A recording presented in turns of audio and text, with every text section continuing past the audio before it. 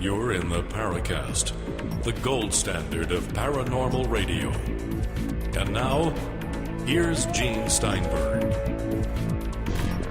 So last week on the Paracast, Chris, did we put to rest the possibility that the world's going to end in December because of one specific Mayan calendar? Well, put that way, yeah, I think we did. But, of course, the door is still open for all sorts of things that could happen between now and then. I personally think it's oh, God, I'm going to use that term. I think it's a tricksterish event in culture, and I think everybody's going to breathe a sigh of relief, and then something major is going to happen a few months later in 2013. That's my guess. Is that like the horror movie? It ends when they kill the creature. Right. And everyone goes back to their normal lives, and then 1 minute later, the creature is back. They have to have one final kill the creature scene. Where the son of the creature comes back. I think of the movie Poltergeist, where everything was resolved, except when it wasn't. Right. Yeah, it's a cliffhanger. Well, let's hope that we don't have the proper cliffhanging there. Of course, the country may go off a cliff between now and then because we have the election, of which the less said the better. I think in terms of elections that I've lived through, this is the craziest campaign yet. Yep. And I got a letter from somebody who said, "Why are you talking about politics on the Paracast?" And I said, hey, we talk about government disinformation with regard to UFOs. We talk about the government engaging in mind control tests and things like that. How do you keep politics out of it? It's pretty tough. I think it's all connected on some level. Well, it started the politics when Major Kehoe demanded congressional investigations for UFOs back, in the 1950s. Right. And we talk about MJ-12, and we talk about the military controlled by the politics. We talk about the military-industrial complex.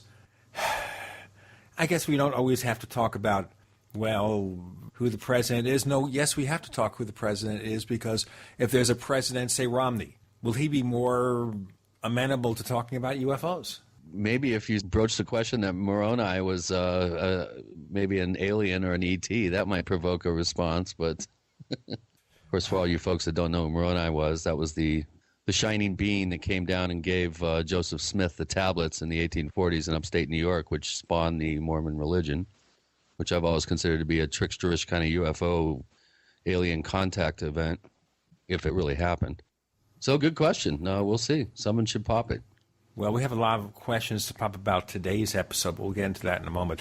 At the end of last week's episode, in our discussion of Mayan mysteries, you mentioned that you and Cliff Mahooty were going to be hosting a special safari to Mayan country? Yeah, we are indeed. The World Explorers Club, in conjunction with Adventures Unlimited Press, is putting on a tour down to Palenque just before Thanksgiving, which is right in the time period that Terence McKenna originally figured out through his time wave zero kind of ebbing and flowing of novelty in culture. He came up at the end of a major cycle during that particular time period, and then later said, well, isn't it interesting? It's just over a month away from the end of this particular cycle of the Baktun. So prices are a lot more affordable. They're, for the actual 2012 events that my brother and Johnny have 3 tours that are going off simultaneously, the 17th through the 23rd of December. And David Childress came up with the idea, well, let's go down there early for people that don't want to be down for all the craziness at the end of the year there, and do a tour when we can keep the price down. So Clifford and I will be presenting in November down in Palenque, and then we do have the 3 tours going off around that 2012 time period. So you're going to be doing shows from down there? Yeah, why not? That'll be great. It'll be our first foreign remote taping. Well, we've had guests as far away as Australia, but we've never... But not you and I. No, and it's going to be you. It's not going to be I. Well, maybe. If someone wants to finance my trip, maybe I'll consider it, but I don't know. Be fun to see in the jungle with the monkeys there, Gene. Well, they have to tell us apart. They'll just say, who is that alien being who has made his appearance there? The Mayans will be freaking. Yeah, because you're Forget twice about as tall the as all of wild them. animals. Think about the Mayans. Yeah, that'd be a hard time to see you because they're about half your height. Are they? Yep. So it's like me looking down at little gray aliens. Something like right that. now we're going to have pickets around our studio from those who have Mayan blood. He attacked us. He called us like gray aliens. No, I'm talking about the height. Okay. Not about We'll the let you look. slide. Sure. Yes, you will. Of course you will. But it sounds fascinating. Tell our listeners once again where they can get more information about this special tour featuring Chris O'Brien, featuring our favorite Zuni elder, Cliff Mahooty. Well, you can go to adventuresunlimitedpress.com or the World Explorers Club.com. And there's also a full-page ad in the brand new World Explorers Club magazine.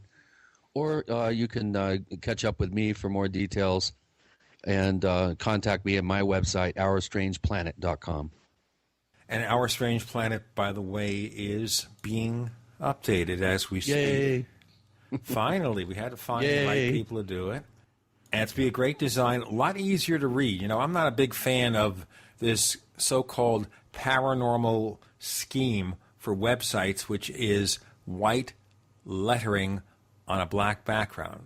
You know, if you have to have a paranormal site, it's got to be white lettering on a black background. That's okay for labels, you know. Right. But reading thousands of words of text, white on black, is a chore. It doesn't work. Yeah.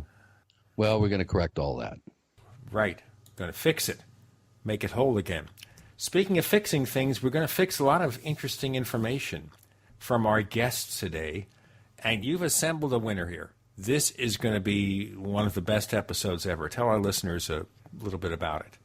Well, Chris Lambright is someone that's been an unsung hero working behind the scenes for decades in ufology. He's down in Texas. He was one of the early investigators of the Cash Landrum case.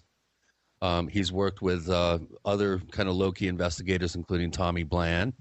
And Chris has written a book called X Descending. It's just amazing. The first half of the book is about the story of Ray Stanford analyzing one of his films, giving a presentation to a aerospace scientist, and then the results of his analytical process ended up in the aerospace industry. And we're going to go in depth in this particular regard. Chris is an incredible researcher. I was just amazed at the amount of research that he was able to dig up about this pretty controversial scenario. And the second half of his book is a real interesting look at the Paul Bennewitz case, including really high-res color photographs that Bennewitz took that I was unaware existed. And he really, again, does a superb job researching these stories. And this is really going to be a really nice show, I think.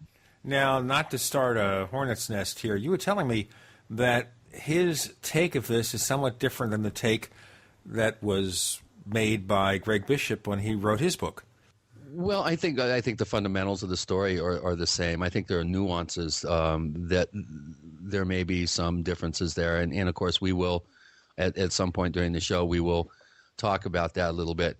The Bennewitz case is very controversial. It's very difficult to, obviously, in a disinformation project like evidently went on with the man by the government, it's difficult sometimes to really ascertain the hard-boiled truth about any series of events like this. But I think Chris has done, in combining his research with Greg's research, I think we're coming up with a much better, fully rounded picture of that whole scenario. And it's pretty sobering material. And I can't wait to quiz him on some of the details. Okay, our guests are Chris Lambright, Ray Stanford, all this and more. And by the way, the book is called X Descending. Coming up next on The Paracast.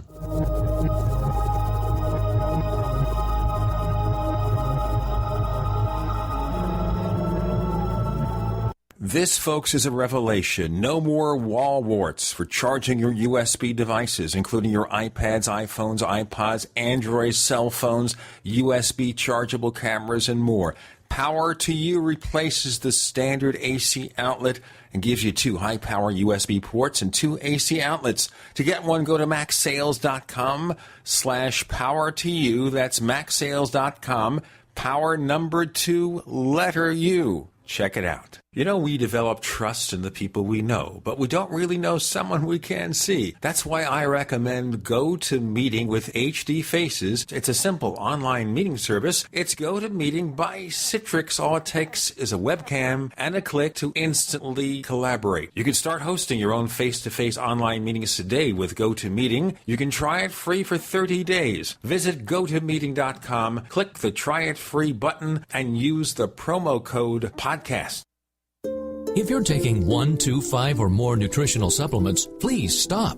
Simplify your supplementation with Bio Superfood, the most advanced nutritional whole food supplement you can buy. Men, women, children, even Olympic athletes the world over have discovered Bio Superfood from BioAge.com. And now take just one nutritional supplement instead of many. The Bio Superfood formulas are whole food products composed with 4 of the most nutrient-dense algae found on Earth. Bio Superfood for the brain helps with focus, memory, clarity, and mood. If you can increase brain health, the rest of the body is a no-brainer. Bio Superfood has 0 toxicity and is safe for you and your family. Learn more and order your Bio Superfood formulas at bioage.com, spelled BIOAGE.com, bioage.com, or call 877-288-9116. That's 877-288-9116. BioAge, the age of advanced organics.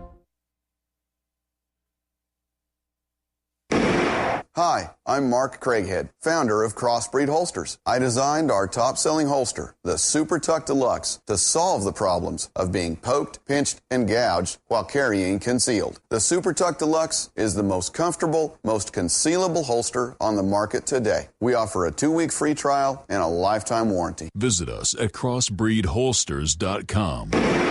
Don't forget, crossbreedholsters.com. In a coming-apart world, you need something to keep it tied together. That something is Atwood Rope, the highest quality rope made in the USA, from exotic braids for military, rescue, arborists, shipyards, tow line, or boating. Quality rope at affordable prices you and your customers can depend on. Find a dealer or shop online at atwoodrope.net. Enter promo code RADIO to receive 100 feet of 550 paracord free with purchase. Atwood Rope, working to keep the world tied together. What is the most abundant resource on Earth? Water. It's essential for sustaining life, but it's not always the most available. When disaster strikes, water quickly vanishes from store shelves, like it did during 9/11, Katrina, Japan, and in Joplin. 3 days without water and your body begins to shut down. Don't risk being without an abundant supply of water when the next disaster hits. Get a FlowJack hand well pump. The affordable FlowJack drops right into almost any well and is easy to install without having to remove the existing pump, giving you immediate access to plenty of cool, clean water. You could risk your family's health on a limited supply of stored water, or you could be prepared with the reliable, affordable FlowJack backup hand pump kit for only $3.99 complete. See how it works at flowjack.com, spelled FLOJAK.com. Be sure to spell FLOJAK.com or call 855-4FLOJACK, 855-4FLOJACK. That's 855-435-6525. Proudly made in America. FlowJack hand well pumps. Peace of mind in a box. We'd like to hear from you. If you have a comment or question about the Paracast, send it to news@theparacast.com. That's news@theparacast.com. And if you'd like to catch up on past episodes, we have hundreds of shows for you to download direct from theparacast.com. That's theparacast.com. Or check us out at iTunes. With Gene Steinberg, Chris O'Brien, and a second Chris Lambright. We're in that dilemma again with the multiple Chris's. That's how it goes. We've got to change all their names. Anyone named Chris, from now on, you go on the show, you're either KK or RR or who knows. And we have Ray Stanford, of which there is only one. Hi, Ray. Hi. Let's start in our focus here in discussing this book called X Descending. The first focus is a UFO movie, a multi-witness UFO movie that was filmed by you, Ray Stanford. So tell our listeners what that's about, and let's see how it dovetails with the topic of this book. Ray? Okay. This movie was taken beautiful sunny October 5th, 1985 afternoon on the bayfront in Corpus Christi, Texas, and right on the Gulf Coast, really. My two eldest children and I were down there and seeing the sights on the bay, and we had walked out on a pier called the Emerald Cove Breakwater Pier. And there were other people out there, and at the park adjacent, there were probably about 400 people, but there were, 6 of us on the pier, 2 adults and their 21-year-old daughter, adult too, really, and my 2 kids and I. And my kids, I had an agreement with them if they ever spotted what turned out to be a bona fide anomalous aerial object, that whoever spotted it, if I got a film of it, would get paid $10. Unfortunately, we were walking out on the pier, and I was watching my step their steps because there was algae on the pier, and I was afraid they were going to slip off on the rocks. But they were watching the sky, and both of them at the same moment pointed up and said, "Daddy, what's that?" I looked up, and here is a disc flying over from the east-northeast to the direction of Ingleside, Texas. I grabbed my camera, which I habitually carried with me, which was on 10-power telephoto, and started filming. And I hadn't been filming very long when the kids said, "Daddy, there's another one coming the same way." And sure enough, there was. Turns out there was a procession of, at least by the time we got observing it, of 8 total objects, 7 of which were identical, which is the type that Chris Lambright deals with in his book, Ex-Descending. And then there was a third one that was even more bizarre and different. But there was some things that really surprised me that I had never thought of in terms of disc-type objects. It turns out that these 7 objects, which appear to be essentially or exactly perhaps identical, were flying along there with the dome in the opposite direction from the direction of travel, and the flat, what we might consider the bottom, actually in the direction of travel. And there was a structure constructed on that relatively flat-looking bottom of the disc, or it may have been a 6 or 8-sided figure. Sometimes when it fired the blue-green flames around the edge, it looked round, at other times it looked more polygonal. But anyway, there was a structure there that reminded me of a tower with some little triangular-looking devices on it, but it would build up with the plasma, apparently a light anyway. I presume it was a plasma, highly electrified atmosphere anyway, and this would project out ahead of it in pulses for up to maybe 30 diameters in front of them. And this is something, of course, that I had never encountered in the literature, and I had never seen myself. And it was very, very. I knew that I was getting something really, really important and strange. And there was another aspect. There was a different kind of a beam. Well, let me explain. These objects, each one of them, came over from the direction of Ingleside, the east-northeast, and it would come to almost overhead where we were there on the Corpus Christi bayfront by what's called the E.B. Cole Park. And then each one would turn and go up almost, they were coming horizontally, but then they would turn and go almost straight up vertically, not completely vertically, but almost, and would disappear with distance, thus going overhead, straight into the distance. But there was another phenomenon, a different type of beam that was projected. Do we vote that I tell about that, or shall we just leave it to the one that Chris talks about in his book? Wow, I would like to hear about both. Okay, let me tell you about both. One of the objects, I think it was the last one that I had only film enough to get 4 of these, but one of the objects stopped when it got into that overhead position where they would normally go up vertically. In fact, one of the objects stopped and waited for another one to come up to it from the same direction, and they got side by side and then went up. But anyway, one of the objects, when it stopped, stayed there longer, and usually they didn't stop. They would just make the turn and keep going up. But this one that stopped projected out relative to where I'm looking up at it, the right side of it, projected out one of these classical so-called solid light beams or slow projecting beams that reminds me of pulling an old-fashioned telescope out.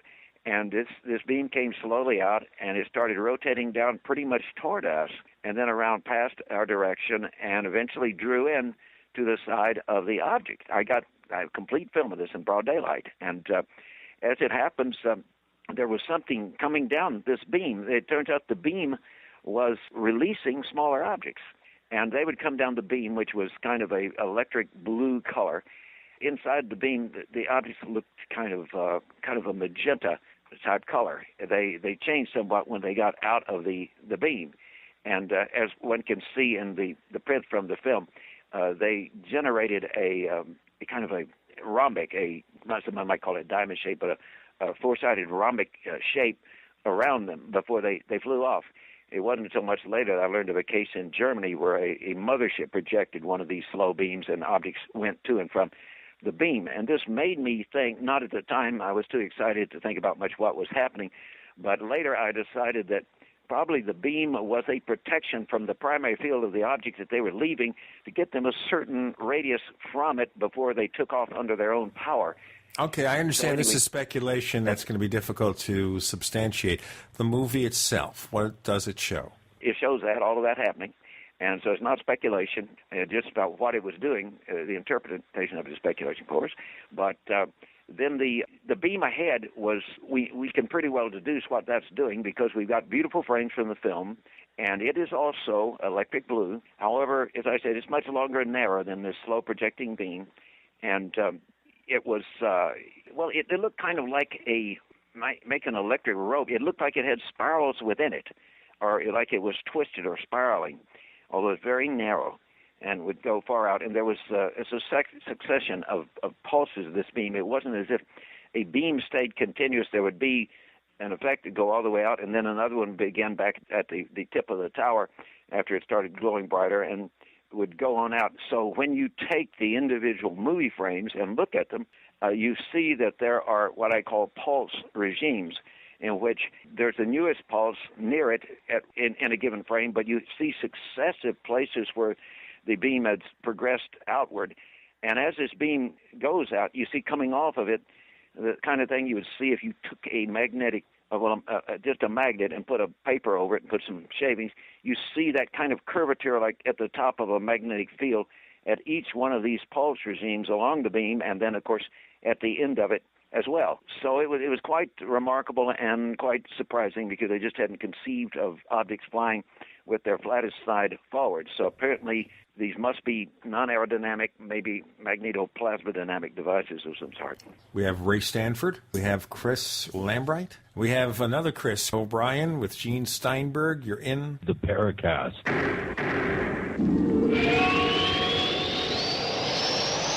America's #1 source for independent talk radio for over a decade. We are the GCN Radio Network.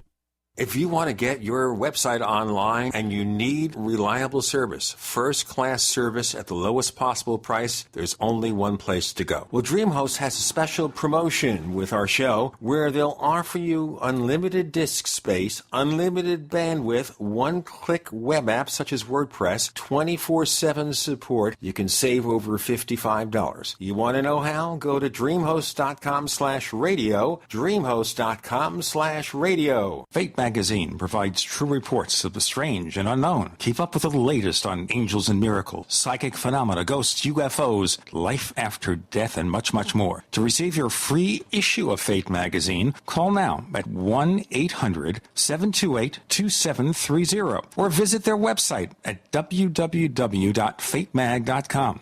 That's 1-800-728-2730. What are you waiting for? Your fate awaits.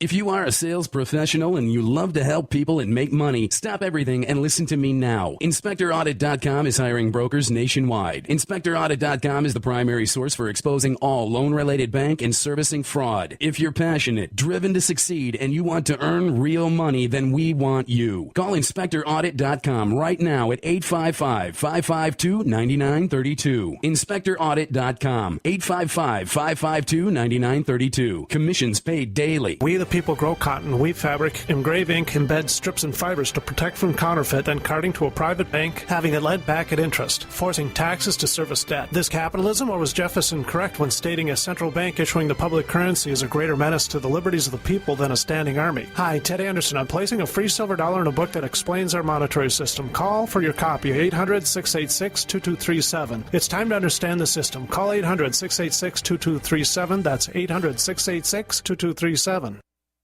Crank up your savings at the Webb's headquarters for hand crank and solar power preparedness. 21stcenturygoods.com. Save now on solar generators from $289. Solar lanterns just $24.95. Solar waterproof flashlights only $12.95. Cook Anywhere solar ovens from $279.95. Portable solar panels from 21stcenturygoods.com give you the freedom to harness the power of the sun to charge your gear wherever you go. Show your patriotism with our line of solar flagpole lights. Plus, find a full line of emergency and shortwave radios, solar lanterns, and LED flashlights. And see our monthly 2-for-1 specials at 21stcenturygoods.com. Spelled the number 2, the number 1, ST, centurygoods.com. Or call 866-999-8422. Spend $100 or more and get a free hand crank solar flashlight when you mention you heard us on GCN at checkout. Crank up your savings only at 21stcenturygoods.com. Spring is here, growing season. The economy is not getting any better. In fact, it's getting worse. Think about it. At this rate, how will your life be in a month or even a year? Maybe you've been putting things off, but the time to act is now. The country is running out of food. You need to get your seeds before it's too late. At organicaseed.com, you'll find one of the largest online selections of heirloom seeds, survival seed packs, as well as the giant vegetable seed collections that can feed you and your family for years. Grow your very own fresh vegetables, wheatgrass, fruits, herbs, rice, tea, coffee, and tobacco. With detailed growing guides available to you at no charge, you can maximize your harvest and investment. And the best part? All orders ship within 24 hours. So head over to organicaseed.com. That's ORGANICA seed.com. Organicaseed.com today. Hi, this is Don Ecker, and you are tuned into the Paracast. Let me tell you what, you're going to hear stuff here that you probably won't hear anywhere else. Hear that, George Snorri? Okay, we're covering here this film that Ray Stanford acquired of UFO, with Ray Stanford, of course, and also Chris Lambright. The book is called X Descending, covering in part this film, and also covering the controversial Paul Bennewitz case and all the strange things that happened there. Got a lot to go. Ray, this film, is it available online somewhere for our listeners to take a look? No, it is not, and it probably will not be for a long time. Those who are serious researchers, as I've said before, that want to see this thing, if they can show me they're legitimate, honest, and are trying to make genuine contributions to our knowledge of anomalous aerial object science, I will be happy to show them this in the presentation concerning the physical properties of anomalous aerial objects that of course, both Chris's here have seen, and that many others have seen as well. That's the way they're going to have to see it, though, for now. So they have to see in person if they are able to attend one of these sessions? Well, yeah, that's right. Okay. Is there any reason why it's not online? Well, in the first place, I consider the details of this. I've still debated this for years, as Chris Lambright knows. I consider this possible that some of the details of this may be pertinent to national defense. There are details in the pattern, the emission pattern around these beams, that should further tell an advanced aerospace engineer or a physicist dealing in this what is happening in a way that is probably beyond still anything that has been replicated based on this, as Chris reports in his book. And I don't like to just throw these things out. Furthermore, I don't like to throw them out and let all these jokers that I see every day on the internet via YouTube that are faking, Photoshop things. I don't want to tell them what to fake. And if necessary, I'll keep it secret forever and only share it with scientists who might be able to apply it further, then let those jokers get a concept of what these things really look like. For the benefit of our listeners here, the book X Descending, does it show anything from this film? Oh, you're asking Chris Lambright? I'm asking either of you. Oh, you're asking me? Okay, yeah, I've seen the book. No, it does not show anything from the film. Chris is, however, an excellent computer artist, and he has done some excellent simulations based on what I've showed him of the, from the movie. I mean, he's done a good job. It's not as pretty and detailed as the movie, but he's basically focusing on the main plasma aspects of it. I mean, there's some pretty remarkable details when you look at the actual movie, and I didn't mention that this disc that's up in the sky that's projecting this beam out of the flat side, what we would think of as the bottom if it had the bottom down, that flat side actually has a pink 6 or 8, I believe it's 6-sided figure glowing there with this dark tower sticking out of it. But around the edge of the object, beyond where the edges of the pink hexagon meet the edge of the disk or quasi-disk, are emissions at 6 points that are blue-green, and they go out and kind of curve around as though we had the electromotive force, which would make the electrons or the plasma move straight out, interacting with the magnetic force, which is called the Lorentz force, and thus producing a curve. You actually see this kind of like what some people call a Catherine wheel, an actual curved blue-green, I don't like the word flame because it's not really a flame, but it is a plasma apparently. And it's blue-green. It contrasts with a beautiful pink. And then at the places in the film where the craft is oriented in a different direction, where you're not seeing what we would think of as the bottom with the tower on it, which is not really the bottom misnomer. If you look at the dome side of it, most of the time that I recall off the top of my head and from the film is that you saw plasma colors, the kind of turquoise and pinks mixed with some kind of electric blue whites. All well and good, Ray, and we're getting into a lot of extraneous information here that we want to get focused on the practical aspects of what was discovered here. Now, you understand that those who are skeptical of this are going to say, what's he talking about? He's not going to show the film. How should we believe it? So what do you tell people like that? Well, I tell them that I don't really care whether they believe it or not. I know it's real. There were 6 of us right there on the pier. And in fact, when I ran out of film, I handed it to the lady that was there beside me and her 21-year-old daughter. I said, take a look yourself at 10 power. I mean, I really don't care if anybody believes it or not. It's reality. It has led, as Chris proves in his book, to a major aerospace technical breakthrough for as propulsion is concerned, and I think that's enough evidence. People don't want to believe it. It's not religion, so I'm not in the business of proselytizing people. Good point, Ray. And I must add to the conversation here. I do cover this extensively in my many interviews that I've done with Ray, and one interview does go into quite a bit of detail about this event, and also the amazing amount of legwork that Ray then performed to get corroboration about, from other witnesses, and also checking around the area with aviation, sources within the aviation hey, can I mention military. Something, Chris, there? You brought something to mind that's important. One thing is, I called, after I got the film back and saw how good it was, I called the newspaper in Corpus Christi. And I said, look, I've got this movie, and I explained what I had seen, and I said I'd like to try to find witnesses with the help of the paper. And he said, well, no, you're telling me the truth. And I said, why do you know that? And he said, because we had a call from a boy, 11 years old, that afternoon, right in the time period that you were watching these objects. We had a call after, but he had seen this during that time period, and he had photographs he had took.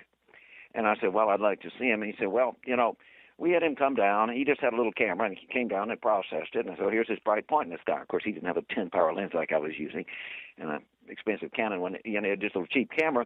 And so I told him, young man, I appreciate your bringing this down, but it's nothing but a satellite. Sure, at 3 or whenever it was in the afternoon in broad daylight, a satellite. And so, he said, I just told him it was a satellite. And I said, well, are you going to run a thing, help me find witnesses? And I said, I'd like to interview this boy, but I'd also like to interview other people, like at Cole Park, who probably got super much better film. And he said, no. He said, not unless you let me print photographs from your film frames. And I said, forget it. If you feed potential witnesses a description, it's worthless in the court in the court of law, but it would also be even more worthless in the court of science. I said, I don't tell them, what to fake on the film if they want to create a hoax. I don't tell them what to describe to me. We keep that secret and let them come forward. What we tell them is the time and the date and the location, and see what they can then tell us. He said, well, I'm not going to work that way. I said, okay, it shows that maybe you're a newspaper man, but you're certainly not a scientist. That's one of the things I thought I ought to bring up. The other one is, that Chris reminded me of, was I called the FAA headquarters in Dallas, Texas. I wanted to try to see about getting radar tracking of these objects. something quite remarkable happened, and I can prove it's not fiction because I have a tape recording of this conversation in which I told the guy what I wanted, and he said, well, and I told him I'm with Project Starlight International, which everybody knew back in those days in Texas, and but I think he assumed it was some kind of a government operation because of what he just said. He said, well, now, do you want just the regular radar paints, or do you want, and I get this is an exact quote, the plasma penetration images? This suggests a radar that the right wavelength that can penetrate the plasma that is around these objects for propulsion, and actually somehow, probably by some scanning mechanism, give an image of the actual surface, the shape of the object, for example. And at that point, I had to come clean and tell them, I'm not with the government. I have to tell you, I'm not with the government, and I can't request that kind of information. But I do have a tape recording of him offering it, so I thought maybe I should mention that. He didn't tell me whether they had record of that or not, but we didn't get that far. I was pretty much my mind was blown, and I don't remember where the conversation went after that, though. It'd be nice, I guess, also if we were able to hear some of these taped conversations in the future. It's something that would really be fascinating to do a show They upon. will be. They are going to be released, enhanced and released. Okay. So basically get rid of all the hiss and scratching and all the Yep. aberrant analog noise from that sort of thing. In our next segment, we'll be talking more to Chris Lambright, give him a chance to explain how he took that film, worked with it, and what came next. The book is called X Descending with Chris Lambright. We're also talking to Ray Stanford. With Gene Steinberg and Chris O'Brien, you're in the Paracast.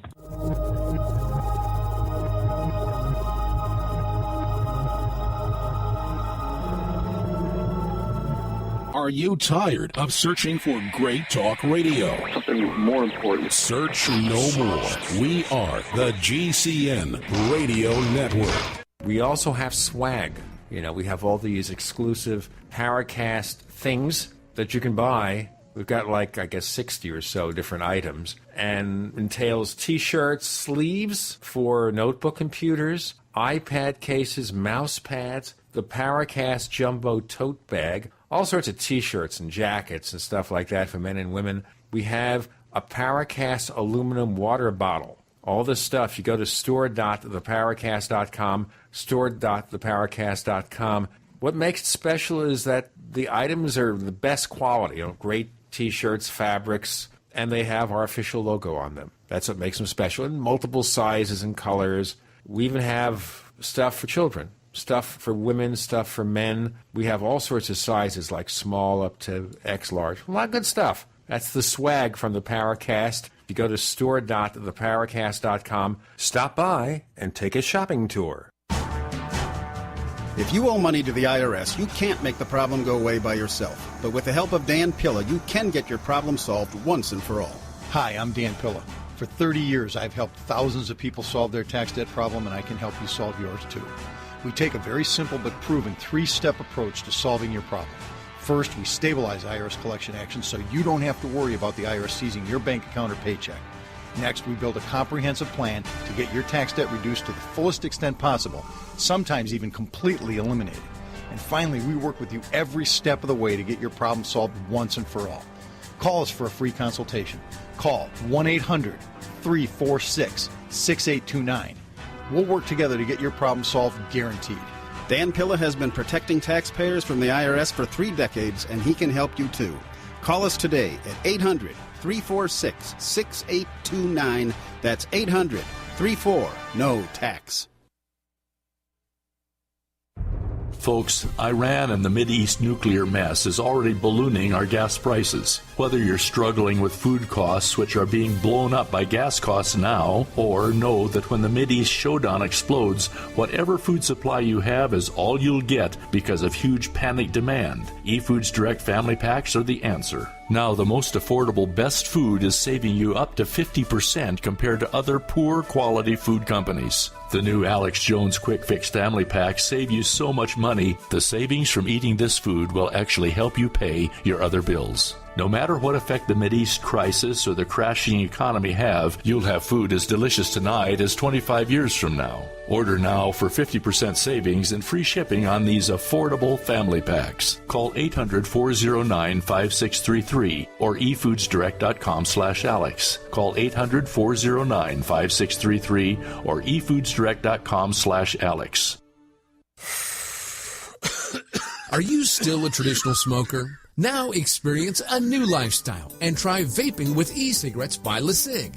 Imagine no ashes, stains, nasty smell, or coughing and hacking. With LeSig e-cigarettes' revolutionary microelectronic technology, rechargeable battery, and unique replaceable cartridge, you'll get all the benefits and satisfaction of smoking without the hazards. Choose your taste from a wide variety of our new American-made vape-free e-liquids at LeSig.com. And LeSig smokes the competition by serving thousands of worldwide customers with real people customer service, fast, free, same-day shipping, and a 30-day warranty and satisfaction guarantee. So are you ready for a new vaping lifestyle? Then call 870-518-4307. That's 870-518-4307. Or visit LeSig.com, spelled LECIG.com. LeSig e-cigarettes for today's modern smoker.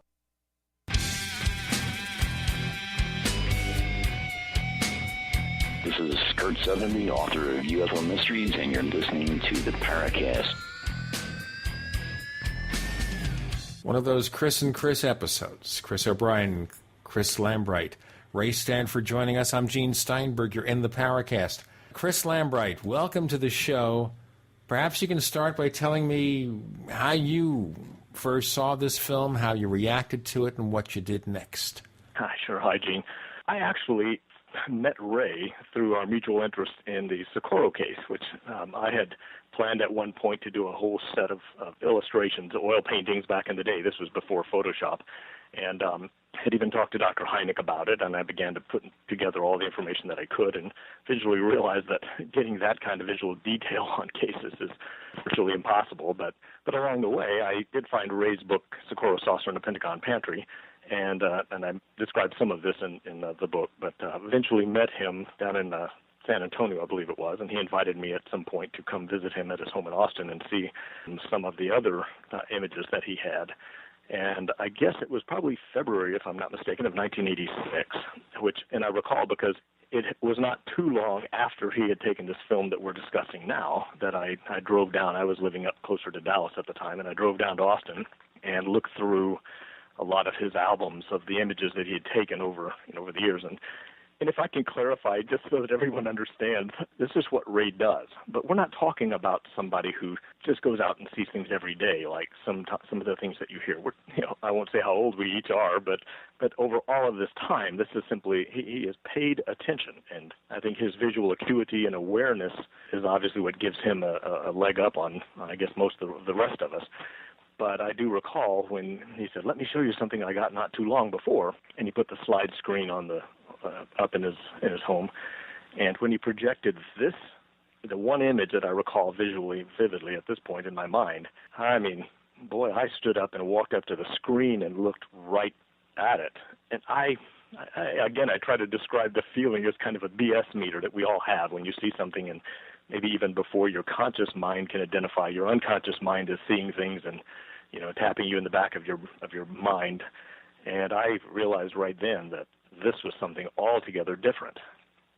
And it was a gut instinct at the moment.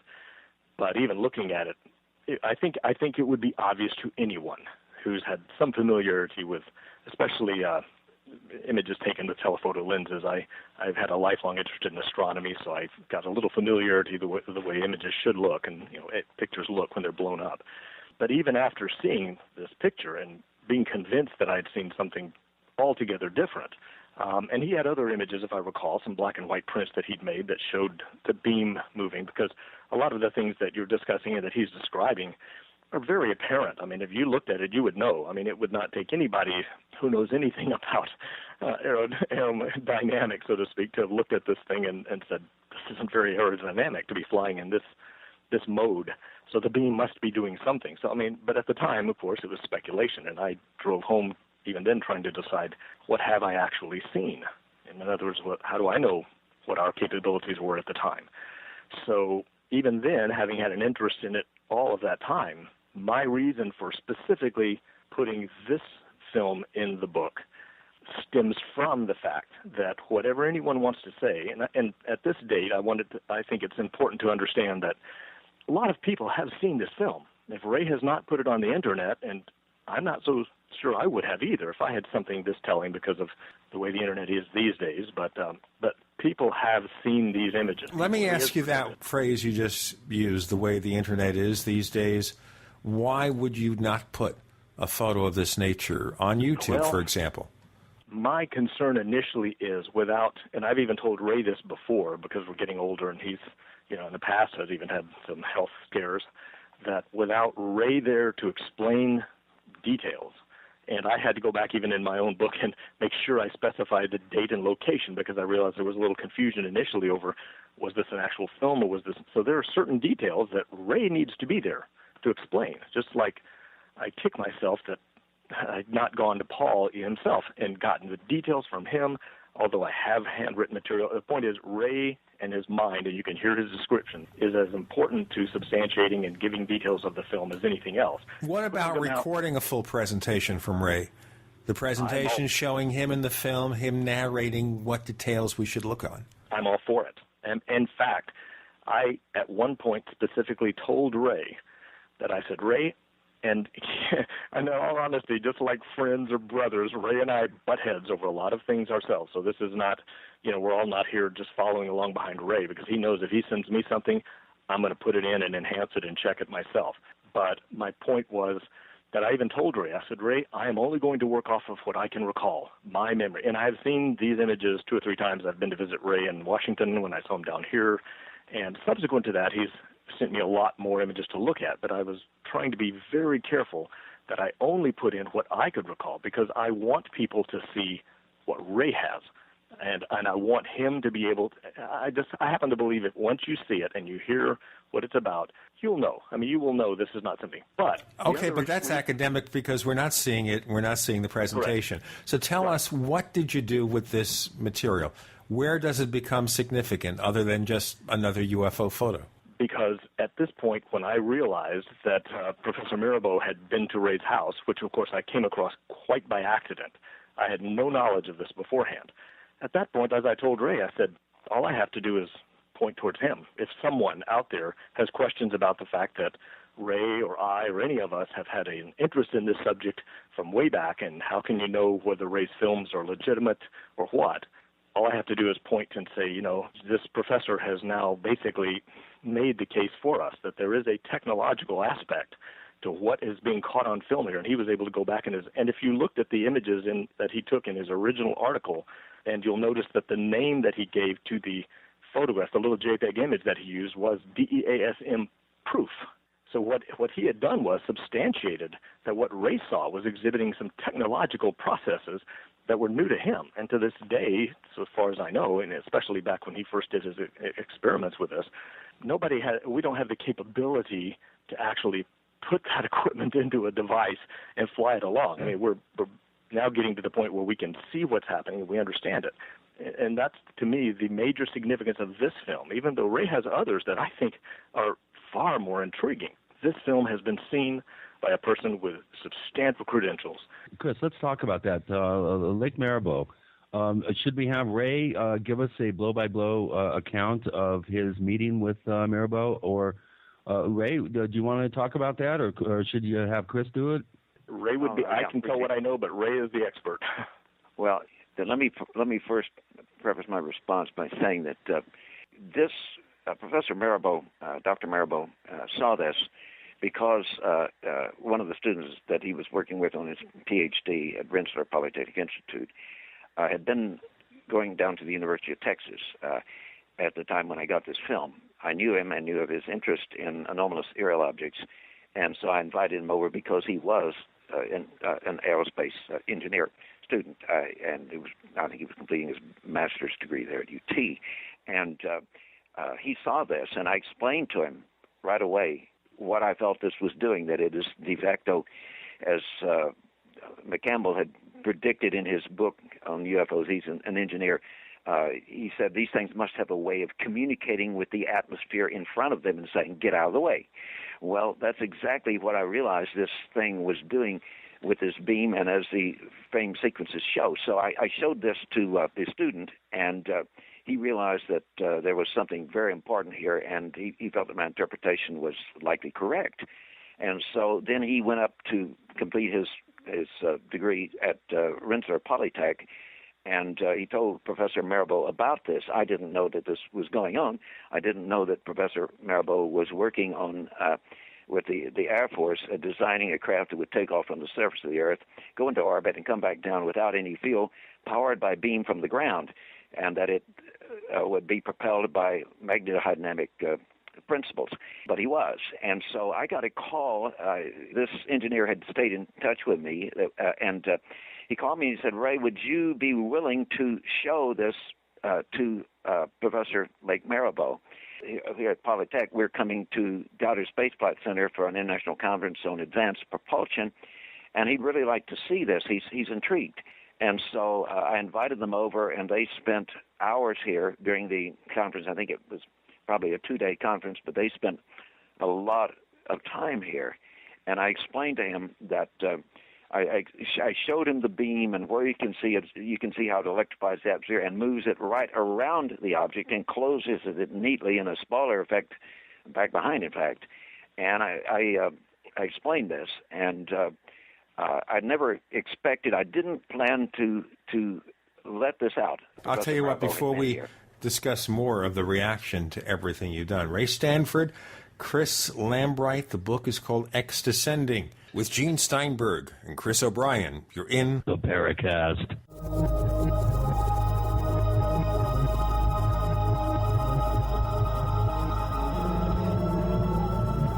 The GCN Radio Network, providing the world with hard-hitting talk radio. GCN. Great talk radio starts here. Hi, this is Ted Anderson. If you'd like to listen to GCN programs on the go, I have great news. GCN has created a Droid and iPhone application, and it's free. Just as easy as going to GCNlive.com, click on the banner, and download. Before you know it, you'll be listening to your favorite hard-hitting GCN shows, live or on demand, right on your Droid or iPhone, 24/7 and on the go. So download the Droid and iPhone app free by clicking on the banner at GCNlive.com. Thanks again for listening to GCNlive.com. Again, that's GCNlive.com. Hi, this is Ted Anderson. Have you ever wondered why banks, stockbrokers, investment advisors won't talk about gold IRAs? They've been available since 1986, yet the financial industry won't recognize the value of gold for your retirement. Gold has outperformed paper investments, yet no word about IRAs. If you would like to have gold for your retirement, call 800-686-2237. Don't get left behind by rising inflation and low returns. Call 800-686-2237. Secure your future and call 1-800-686-2237.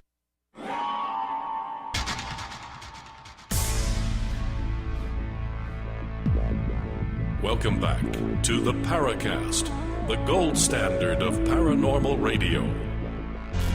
And now, here's Gene Steinberg.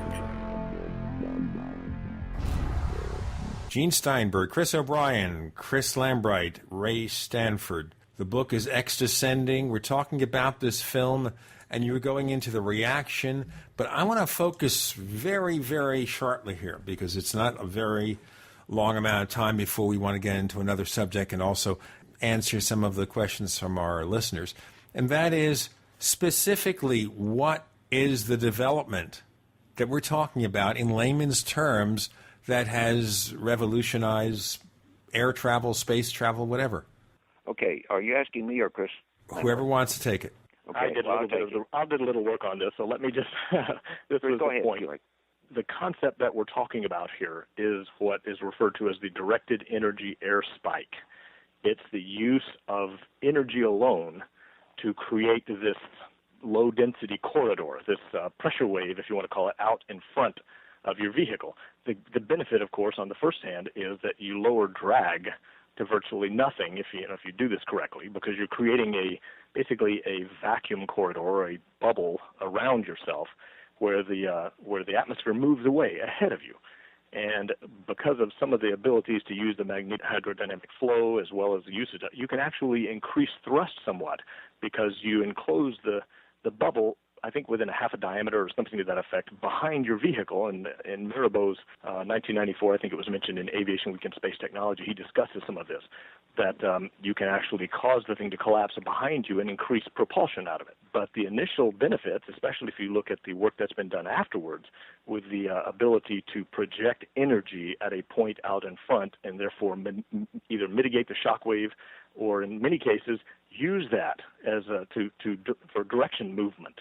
By increasing pressure on one side or the other, you can actually control the direction. There's a lot of other benefits that are coming out if you look at the research that goes back and references Mirabeau and Reiser's initial paper. Mirabeau himself, and I want everyone to understand, this is a brilliant guy, and I have nothing but great things to say about the fact that he took the time to go see.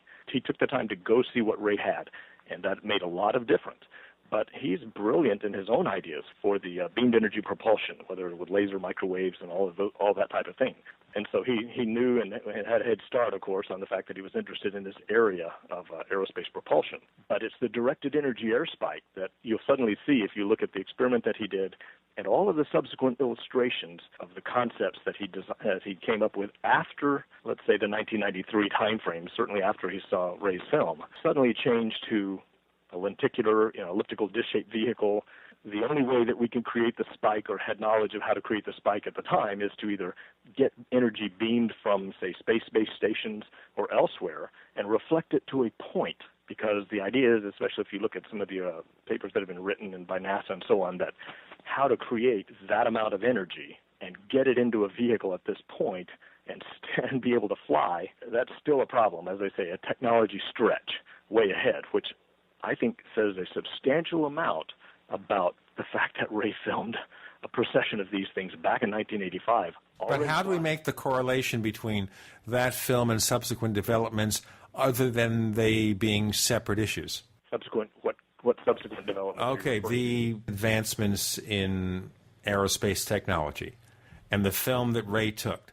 Basically, Lake Mirabeau was on a particular research track. Okay, so we're assuming because this guy was brought into the loop about this particular sighting and the film, and thus what happened after that has to be tied to him? Exactly. In other words, it's too coincidental that all of a sudden he totally switched his approach to something that resembles the analytical work that Ray did on this film that Mirabeau was privy to now. But is Mirabeau even crediting Ray Stanford about this or not? Exactly. No, Ray has not been credited. I didn't expect him to or ask him to. Chris decided to out him on this, that he got this idea from me, but I've never had any intention of doing that. I still have mixed feelings about it. But let me say something here that otherwise we're going to miss it. There are people already that, having seen Chris's book, have said, "Oh, how do we know these were not, that this is not a videotape he's presented of a black project craft or an experiment on a computer or something showing a simulation?" Well, I also have film of this beam ahead going on from, let's see, that would be December 4th, 1980, flying back from Mexico City, taken from the air at climbing through 12,000 feet, in which an object approaches a mothership from the north, has the beam ahead pulsing ahead of it the whole time, goes past the mothership between us and it, and over to a group of huge triangular objects that were on the left. So I have that beam documented way back then, and by no one stretch of the imagination was there even the possibility of any kind of even a crude method of using a beam ahead at that period. So there was precedent to this. It's just that the film from Corpus Christi is much better. It was the beam down in Mexico. We were between two layers of clouds, and it was creating ion vapor. But this beam is beautifully clear and electrical in the Corpus Christi films. So I wanted to bring that out, and let me mention that in case anybody doubts this, I have a book that Professor Mirabeau gave me. It's about an inch thick, and it's done for the U.S. Space Command or something like that about this magnetic high dynamic aerodyne that he wanted to fly up there and decided to use the beam ahead, as we call it, as an adjunct after he talked to me. He also asked me, he said, you have given us a quantum leap through the atmosphere into space with this ray, but he said, I think you might be able to help us with another problem. This thing's magnetodynamically propelled, and we're concerned if we open these landing gear out in this flow, you get chaos, and it could result in the destruction of the craft, death of those aboard, or anything like that. He said, how in the world do whoever made these things land these things on landing gear safely? And I said, well, it's very simple, actually. You have a magnetic torus around the object, but it has a magnetic vent at the top and the bottom. You don't use the old engineering standard of putting them out safely on the far edge for maximum stability. You can't do it because it interflows with the flow of plasma in the torus. You open them inside the magnetic vent where it's relatively still. Well, the aerospace engineer that had invited him to come down here with my permission told me that when they got back up to Rensselaer at about 2:15 in the morning, Professor Marable dashed upstairs, drew the modified landing gear plan, and transmitted it to Wright-Patterson. Subsequently, Professor Marable, I very much appreciate, sent me this inch-thick book, as I said, with the modified landing gear plan in it. I knew this from theoretical basis that it had to be there, and I also showed him a drawing of a multi-witness landing with an occupant outside the craft that showed where the landing gear were, and they would have been in the magnetic vent. And I said, you got to do it their way or you're in for trouble. He said, that's what I was afraid of. Yeah, we're going to have to move those into the cone of relative stillness. And so So Ray, you're okay with this? You're okay with this? I'm okay with it. I'm okay, real okay. You're fine that you've helped move aerospace propulsion and the theoretical side of this whole thing in a design fashion. And I harbor no resentments. People say, "Oh, don't you think he's making a lot of patents on this?" I said, "Look, I don't care. I didn't do this for money. I wanted to help humankind get into space. I believe that, as some of the astronauts will tell you, they had an epiphany when they were flying out there and looking at space beyond the atmosphere and looking down at the Earth. I think that the more we of this planet see infinity, the more we realize, in effect, how small we are, and we begin to take hopefully, a more benign cosmological view of humankind and, in fact, of the universe at large. That was my intent from the time I was a kid, and I only felt I was helping fulfill this in giving this to Professor Marable. Glad I did, and I'm not interested in making a red cent off of it. So you're a team player. You're a team player. You're not into this subject for fame and glory. You're into it to help further our knowledge. And right, yeah. If I wanted fame and glory, I would have published this a long time ago, and tried to sell books and videotapes and so on and so forth. I'm not interested, really. It'd be nice, though, of course, if the government was more forthcoming about space travel. The fact that our space program has languished for so many years, so you can have all the developments in the world, but if they're not going to put money into increasing the frequency of space travel, moving to more advanced technologies, you have to wonder where it all goes. We have a lot more to discuss. We have Ray Stanford. We have Chris Lambright. The book is called X Descending, and we're focusing on how aerospace technology was impacted by the film of UFOs taken by Ray Stanford. You're with Gene Steinberg and Chris O'Brien. You're in the Paracast.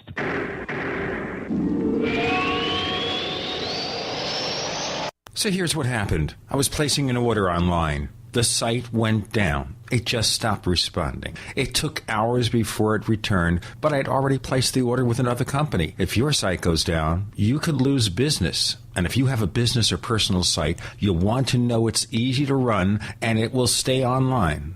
At iWeb, your site is hosted on one of the most reliable networks in the world. Check it out. iWeb.com. That's iWeb.com.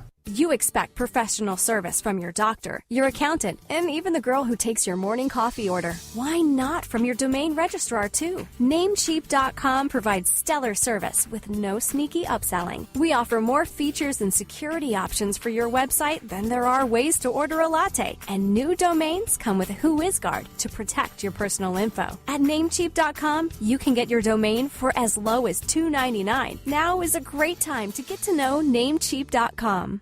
Digestive health is the key to wellness and elimination of toxins. That bears repeating. Digestive health is the key to wellness and elimination of toxins. And Pro EM1 Daily Probiotic Cleanse is the key to digestive health. Pro EM1 is a powerful liquid probiotic, strong enough to cleanse, gentle enough to use every day. Pro EM1 is dairy, wheat, and soy-free, contains all natural and certified organic ingredients, contains no preservatives or animal products, supports a healthy digestive and immune system, supports weight loss, improves absorption of food nutrients, aids in controlling yeast infections, is never freeze-dried, and uses 3 groups of live, viable, beneficial microbes to cleanse and remove toxins. Order Pro EM1 Daily Probiotic Cleanse at Terraganix.com, spelled Terraganix.com, Terraganix.com, or call toll-free 866-369-3678. That's 866-369-3678. Pro EM1, the raw probiotic.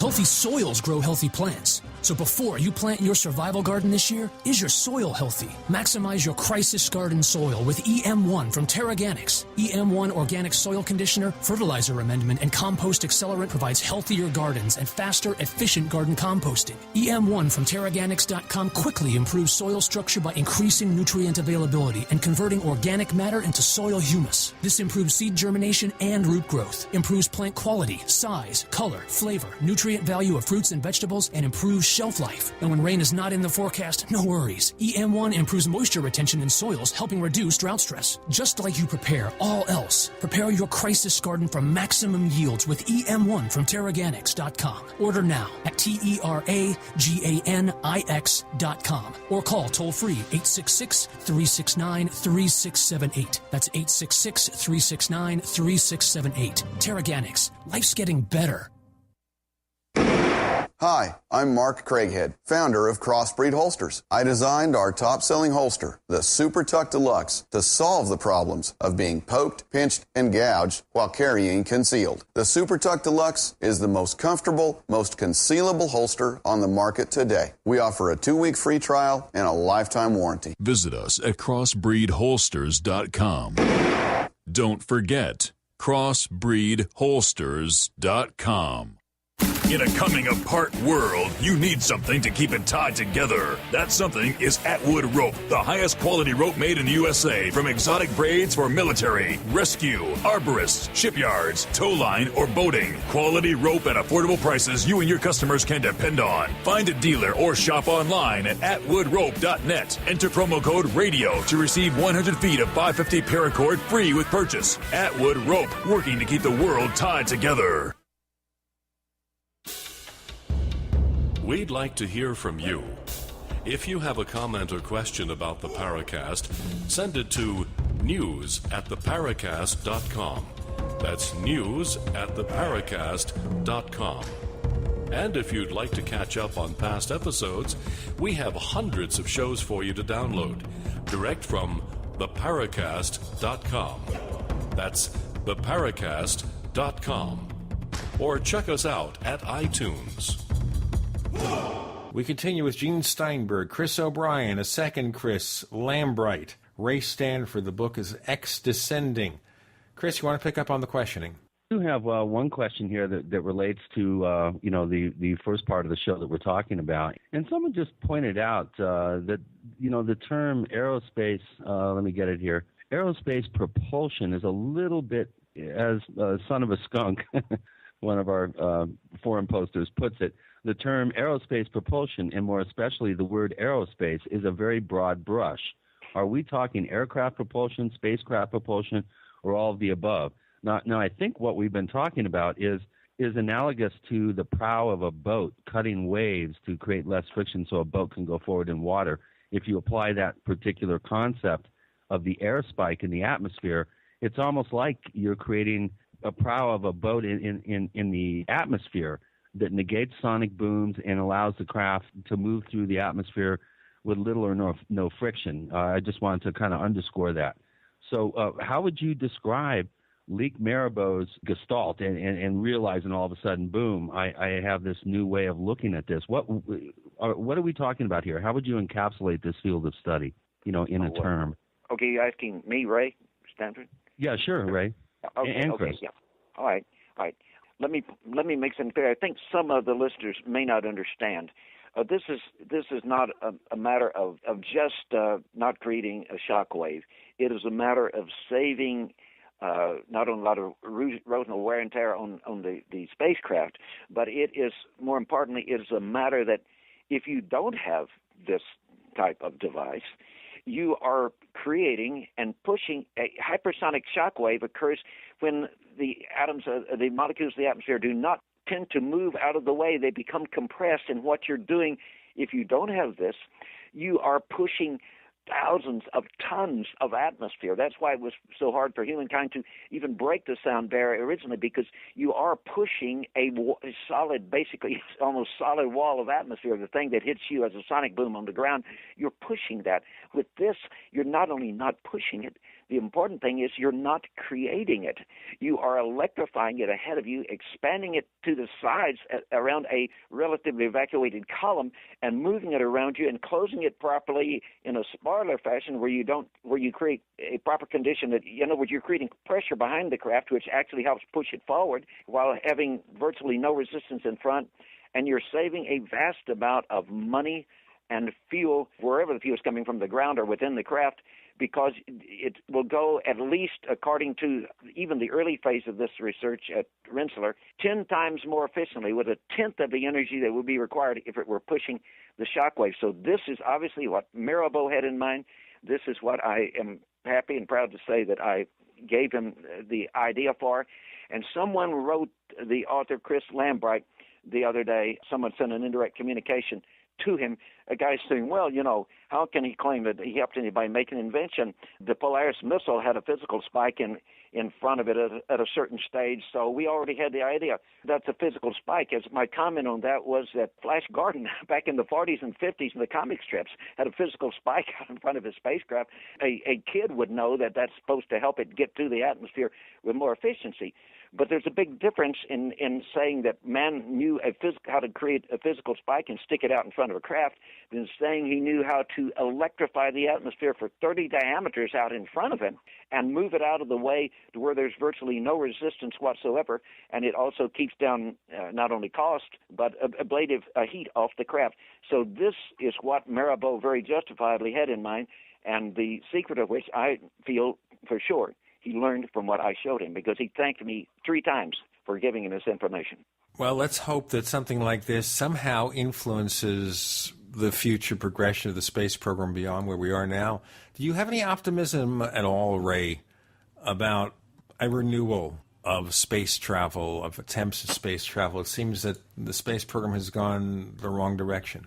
Well, you're right, and I'm glad you brought it up, because there have been all these, in my opinion, myths about we have duplicated alien technology. I'm sorry, but, just a few months ago, my wife and I heard one of these Black Project craft fly over here so high we couldn't spot it, but it was making so much noise that we thought it was going to break the windows out of our big old house here. And they are not using ET technology. And the thing is, even about this thing that I showed Professor Mirabeau and have showed many others, it's still a matter of our learning how to generate it efficiently in front of the craft. We know the secret, and it's been tested in a very primitive way with great efficiency in the hypersonic wind tunnel at Rensselaer. But it's still a matter of actually making this thing, having the energy source inside a vehicle to produce a good beam ahead. So the gift is there. It's just a matter now of making it practical. But regarding renewing the space program, it's obvious we don't have other types of propulsive adjuncts very much, or we wouldn't be using still this old reaction propulsion that we do see in Black Project craft. And I have photographed some of these things in broad daylight, some of these Black Project craft, knew what they were at the time.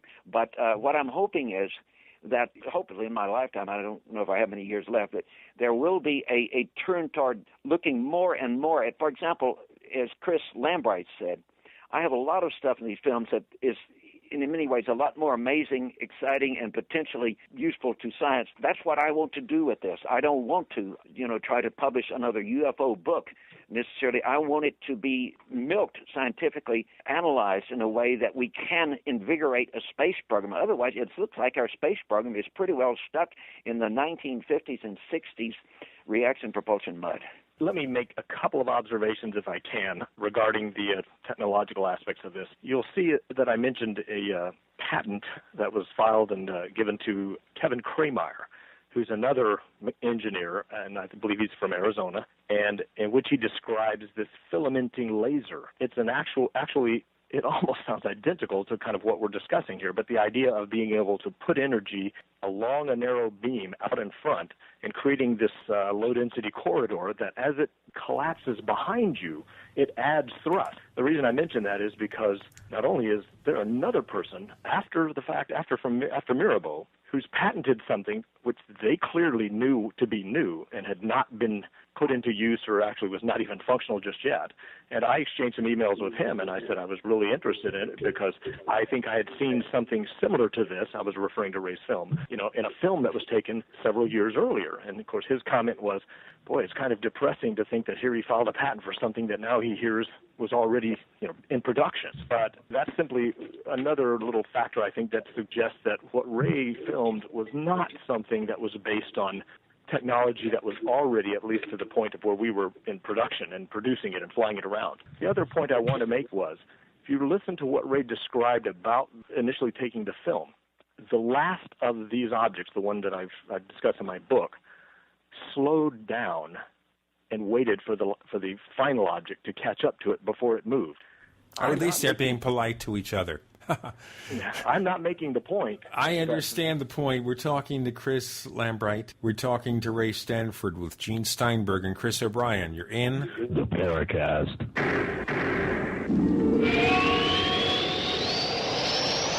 America's #1 source for independent talk radio for over a decade. We are the GCN Radio Network. Ray Perkins, a reclusive veteran burned out from the Gulf War, lives tortured by relentless, perplexing nightmares. Nightmares of a horrific battle in deep space and of a mysterious woman suffering in agony for her devastated world. A woman not yet born, calling across centuries to him.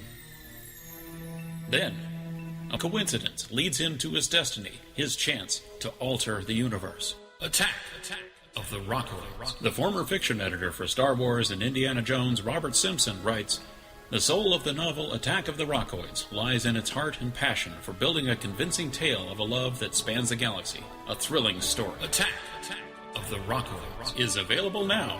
Read a sample chapter and get a special discount off of the cover price at our website, rockoids.com. That's ROCKOIDS.com. Attack of the Rockoids, a novel in the grand science fiction tradition.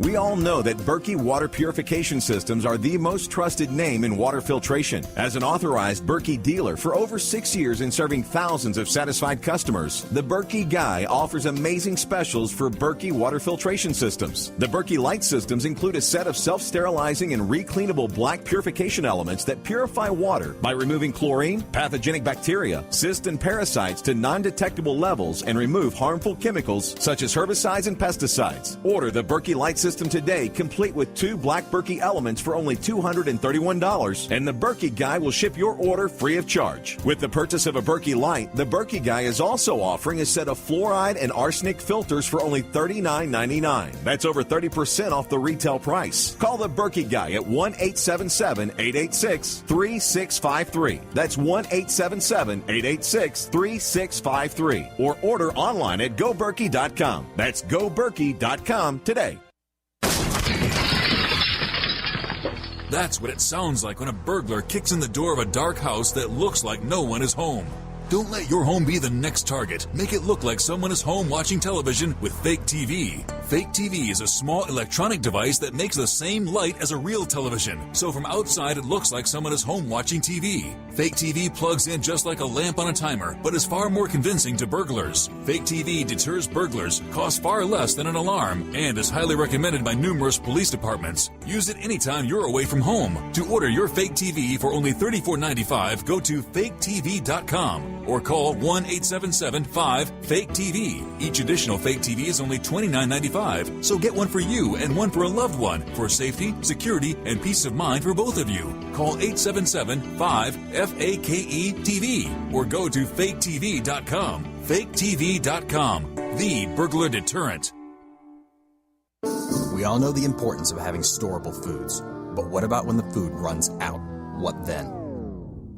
For real food independence, you need a supply of non-hybrid seeds. Introducing the Survival Seed Vault from MyPatriotSupply.com. The Survival Seed Vault is sealed for freshness and includes 20 varieties of easy-to-grow non-hybrid seeds for only $37.95. For less than $40, you've got real food independence, and the Survival Seed Vault includes detailed planting and seed-saving instructions. Imagine the barter power you'll have when the food supply does collapse. Right now, save $9 instantly when you buy 3 or more Survival Seed Vaults from MyPatriotSupply.com. Same-day shipping on all orders, plus free shipping on orders over $49. Call 866-229-0927. That's 866-229-0927. Or discover more emergency preparedness products at MyPatriotSupply.com. That's MyPatriotSupply.com.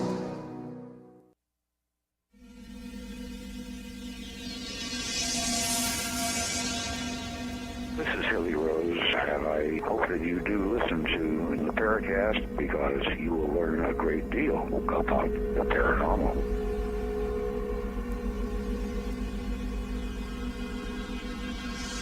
We have Chris Lambright. We have Chris O'Brien. We have Ray Stanford and Gene Steinberg. You're in the Paracast. The book is known as X Descending, and in part discovers and talks about the UFOs photographed by Ray Stanford, how they were used apparently in advancing aerospace technology.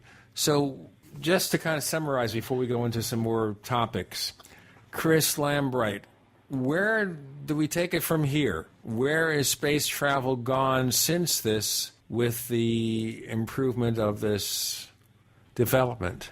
Well, if nothing else, I think it's notable that to this point, even though there's a lot of research being done in Japan and other places and ideas for the use of this kind of depositing energy ahead of a moving body, that we don't yet see anything like what Ray had on film. We don't see any, even Mirabeau's, having gone back a few years ago to do some work at the Air Force, I guess it was out at White Sand, on his light craft, was still using the model that he initially had intended for shining lasers beneath it. Nobody to this date has demonstrated a practical use of an energy beam out in front to do the types of things that Ray has just, had it on film. Yeah, that we know of. Yeah, well, there you go, that we know of. Now, of course, Professor Mirabeau has his Lightcraft Technologies International corporation that he set up, and I hope he does very well with it. But my aim is to get the information out there. I mean, I believe I waited a substantially long time saying nothing, and I'm with Ray. I'm not totally comfortable with the idea of thinking that I'm outing somebody. I did a lot of soul searching on whether I should say anything about it, but in the long run, I think Ray's film and the Bennewitz film are evidence that there is something else going on here that needs to be addressed. And clearly, in the case of Ray's film, there's a technology here that, at least like you were saying, we're not being told about. So where the technology originates, I hope we'll find out. But the point is, I think... Can I add something to Chris's? Sure. Yeah. Okay. I want to commend Chris because he has done a prodigious job in ferreting out the research that seems to have occurred, that did in fact occur after Mirabeau's visit here, and relating it to what may have happened as a result of Mirabeau's visit. He went into detail. He worked overtime on the internet and anywhere he could get information. I don't think anything has been as thoroughly investigated in UFOs hardly as Chris did in trying to check into the background and to see whether this kind of device existed before I filmed these things. And I think it's to his credit that he did not take something on faith, but went and really did very hard work, his homework, on this particular issue, which is a big and important issue.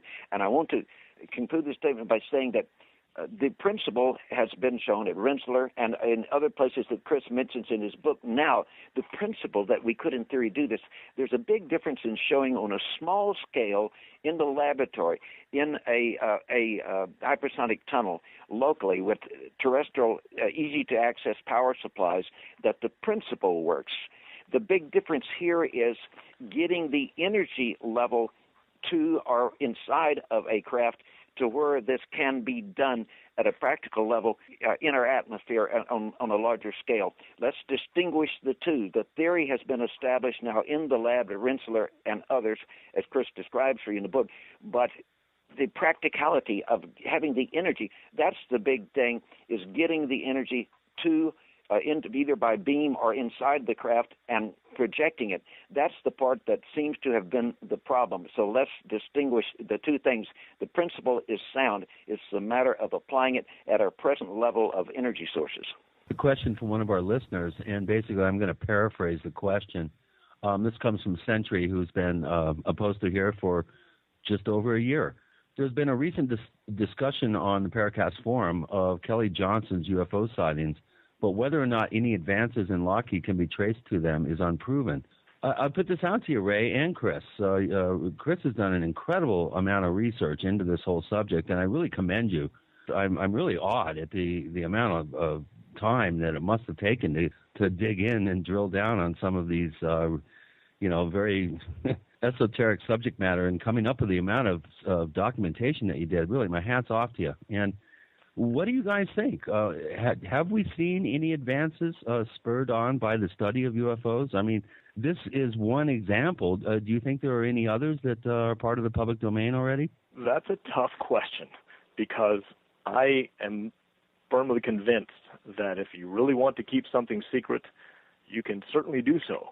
And if I was going to put some technology into something that I'm building, I would make sure that on the outside at least, it looked like something you would believe I could build. So whether the technology is inside of something that looks like a conventional aircraft design, that's the rub. You're not going to know. The B-2 like the B-2 bomber having an anti-gravity takeoff assist.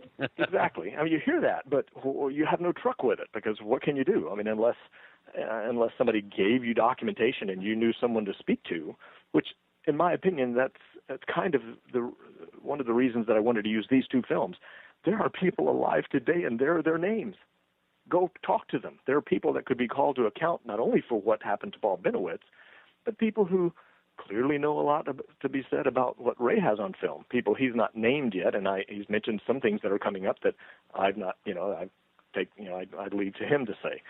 But as far as technology, well, let me put it this way. If with my limited resources, I can at least find what I found enough to compel me to believe there is this out there. Whoever owns the technology, who knows? I think there was one reference, it was either to Ben Rich or maybe Kelly Johnson, that some of these we made, some of them they made, whoever they would be. But the point is, if with my limited resources, I can go this far and look at what Ray's able to do with camera and a good eye and be on top of it. Well, and a good analytical mind, too, I might add. Well, now, Chris, if you listen to him, you can tell. But obviously, with the money, other people must have far more. If I was the Air Force or the government or somebody, who can say what they've got? Okay, well, you brought up Paul Bennewitz, and we need to dovetail into that whole part of your book, which is just like the portion about Ray's work in Lake Maribor. This is really fascinating material as well.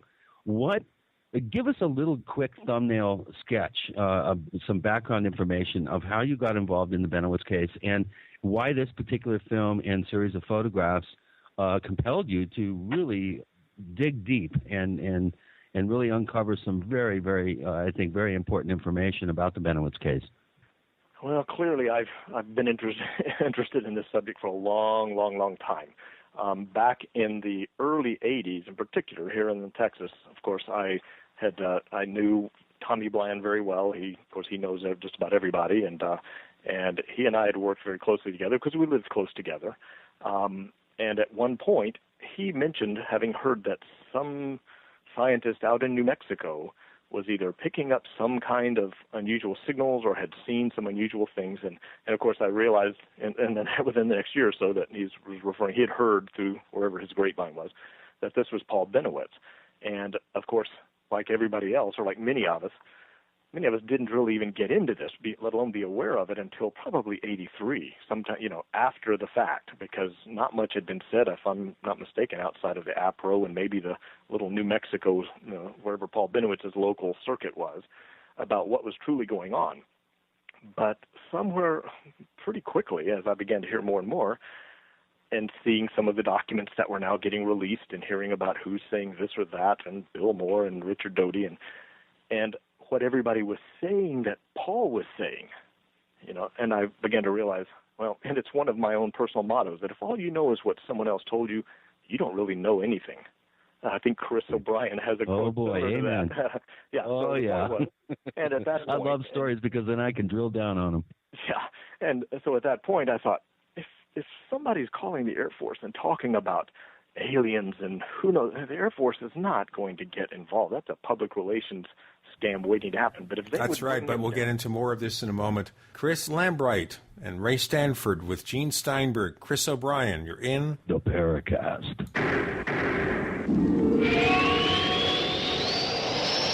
Are you tired of searching for great talk radio? Something more important. Search no more.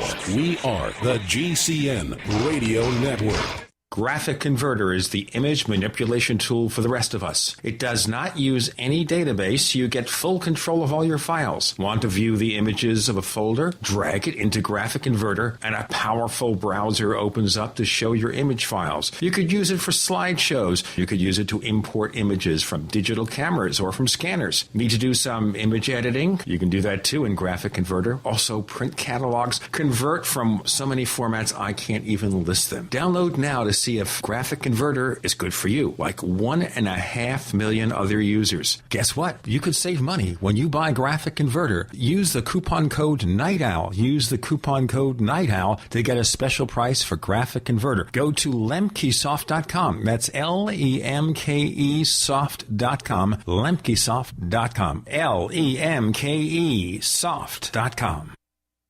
If you're taking 1, 2, 5, or more nutritional supplements, please stop. Simplify your supplementation with Bio Superfood, the most advanced nutritional whole food supplement you can buy. Men, women, children, even Olympic athletes the world over have discovered Bio Superfood from BioAge.com. And now take just one nutritional supplement instead of many. The Bio Superfood formulas are whole food products composed with 4 of the most nutrient-dense algae found on Earth. Bio Superfood for the brain helps with focus, memory, clarity, and mood. If you can increase brain health, the rest of the body is a no-brainer. Bio Superfood has 0 toxicity and is safe for you and your family. Learn more and order your Bio Superfood formulas at bioage.com, spelled BIOAGE.com, bioage.com, or call 877-288-9116. That's 877-288-9116. BioAge, the age of advanced organics. Don't answer it. If fear strikes your heart when the phone rings, knowing it may be another bill collector, it's time for you to call Zero Debt in 90 days. 800-477-9256. Settlements, bankruptcy, and attorneys are not the answer and may end up costing you up to 10 times more than necessary. Listen, if you're already in debt, does it make sense to get buried in another payment plan? Zero Debt in 90 days gets you out of debt in 90 days guaranteed, without a payment plan and without attorneys or going to court. Get the fastest relief from debt on the planet when you call 800-477-9256. If you have debt with the IRS, credit cards, student loans, or a foreclosure, we can help at Zero Debt in 90 days, and we are the only organization to provide written guarantees on the results. Go to ZeroDebtGuaranteed.com. That's ZeroDebtGuaranteed.com. Or call now for free information. 800-477-9256. That's 800-477-9256. Crank up your savings at the Webb's headquarters for hand crank and solar power preparedness. 21stCenturyGoods.com. Save now on solar generators from $289. Solar lanterns just $24.95. Solar waterproof flashlights only $12.95. Cook Anywhere solar ovens from $279.95. Portable solar panels from 21stCenturyGoods.com give you the freedom to harness the power of the sun to charge your gear wherever you go. Show your patriotism with our line of solar flagpole lights. lights. Plus, find a full line of emergency and shortwave radios, solar lanterns, and LED flashlights. And see our monthly 2-for-1 specials at 21stcenturygoods.com. Spelled the number 2, the number 1, ST, centurygoods.com. Or call 866-999-8422. Spend $100 or more and get a free hand crank solar flashlight when you mention you heard us on GCN at checkout. Crank up your savings only at 21stcenturygoods.com.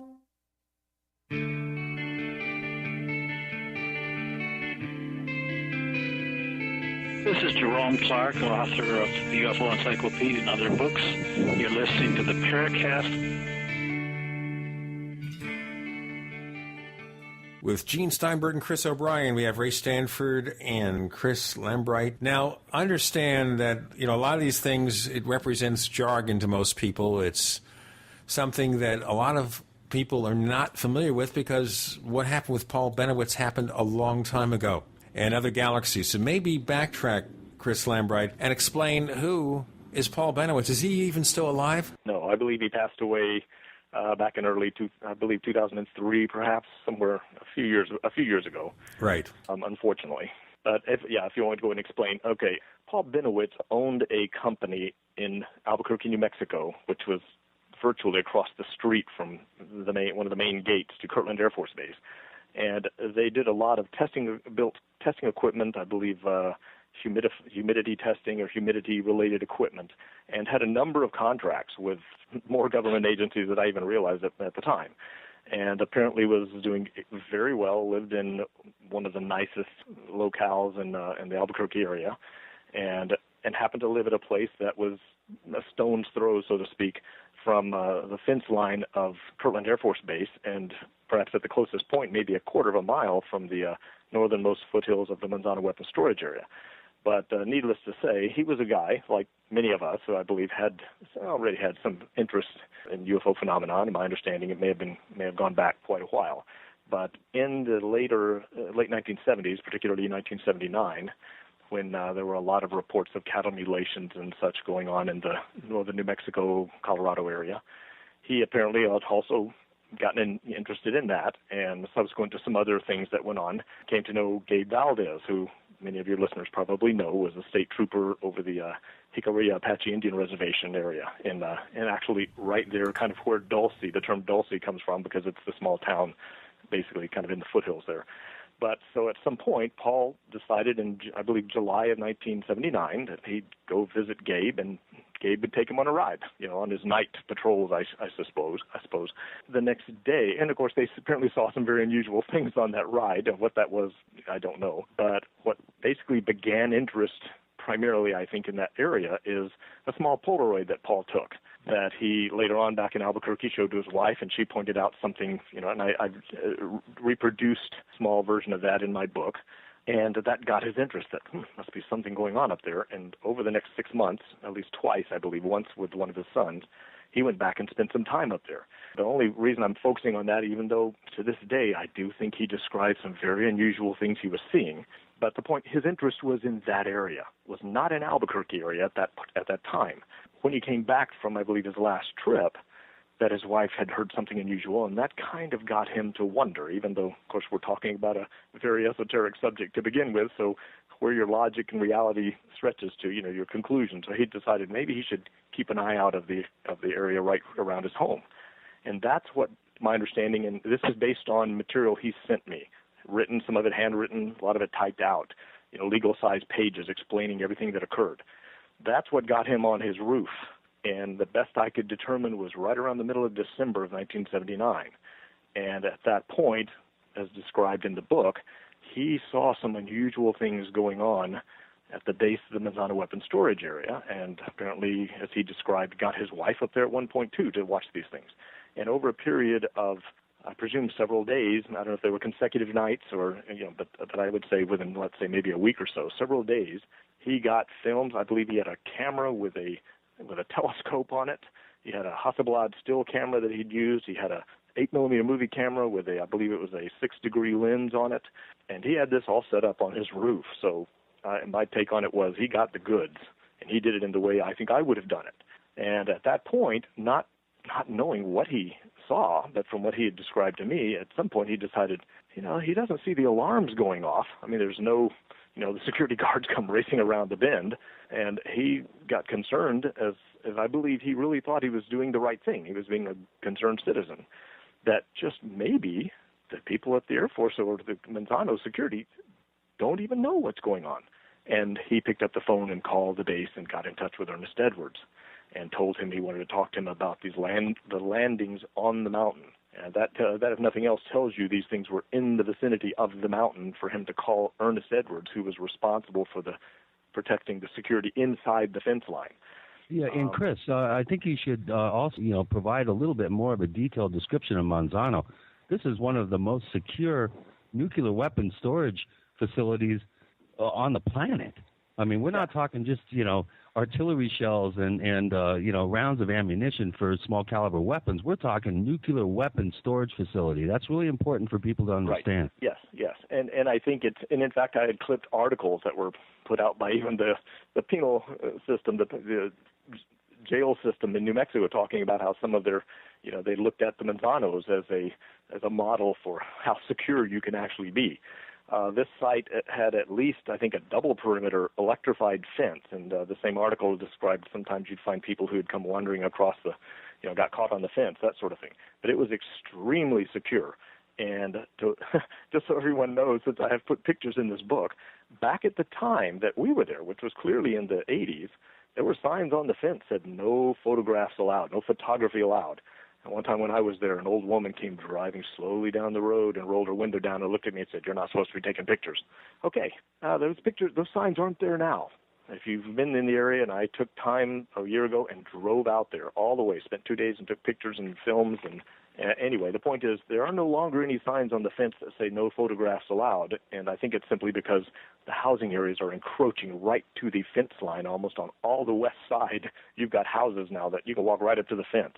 So I think it's a moot point whether there's going to be anything that's not going to be visible from this side, from the west side of the slopes. But in Paul Bennewitz's day, not much of that was there. I mean, there was a pretty wide stretch heading down towards the Albuquerque, city area.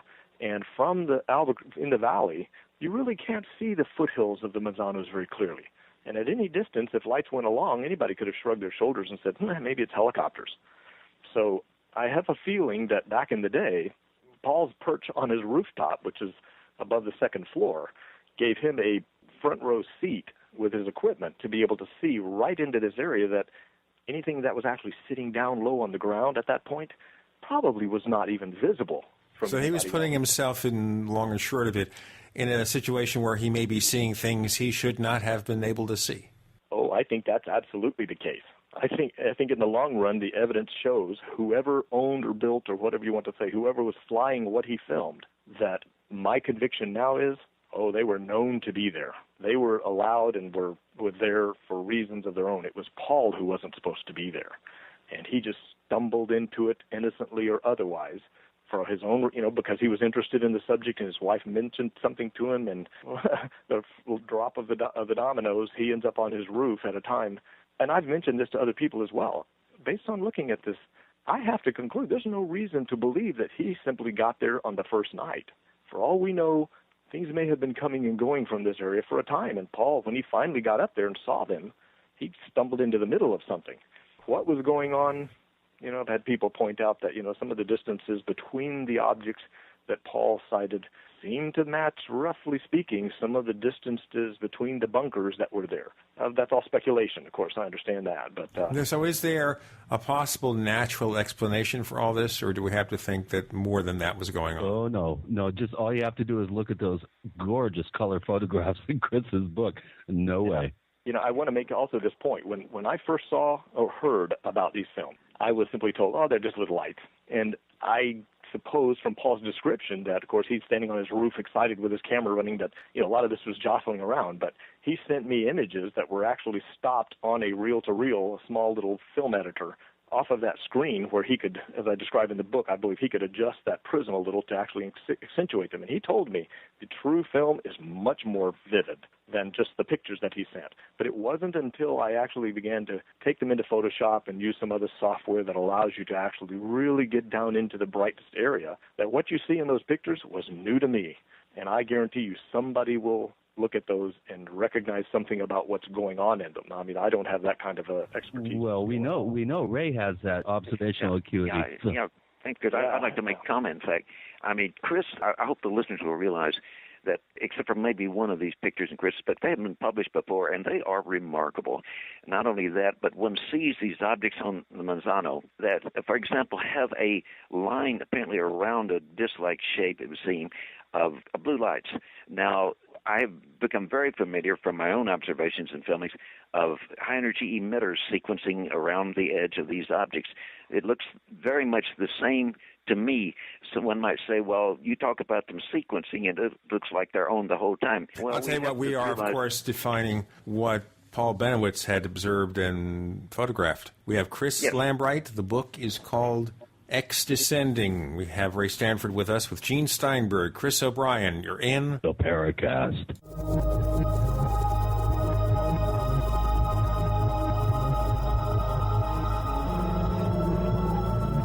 The GCN Radio Network, providing the world with hard-hitting talk radio. GCN. Great talk radio starts here. Hi, Ted Anderson announcing a great way to listen to radio on the telephone. By calling 760-569-7700, you'll be hearing GCNlive.com programs in seconds. Come to GCNlive.com, find your favorite host's dedicated phone number, and hear them 24/7. You heard me right. Every show has a dedicated phone number. Stop by GCNlive.com and bookmark their number today. And again, that's 760-569-7700. We the people grow cotton, weave fabric, engrave ink, embed strips and fibers to protect from counterfeit and carting to a private bank, having it lent back at interest, forcing taxes to service debt. This capitalism, or was Jefferson correct when stating a central bank issuing the public currency is a greater menace to the liberties of the people than a standing army? Ted Anderson, I'm placing a free silver dollar in a book that explains our monetary system. Call for your copy, 800-686-2237. It's time to understand the system. Call 800-686-2237. That's 800-686-2237.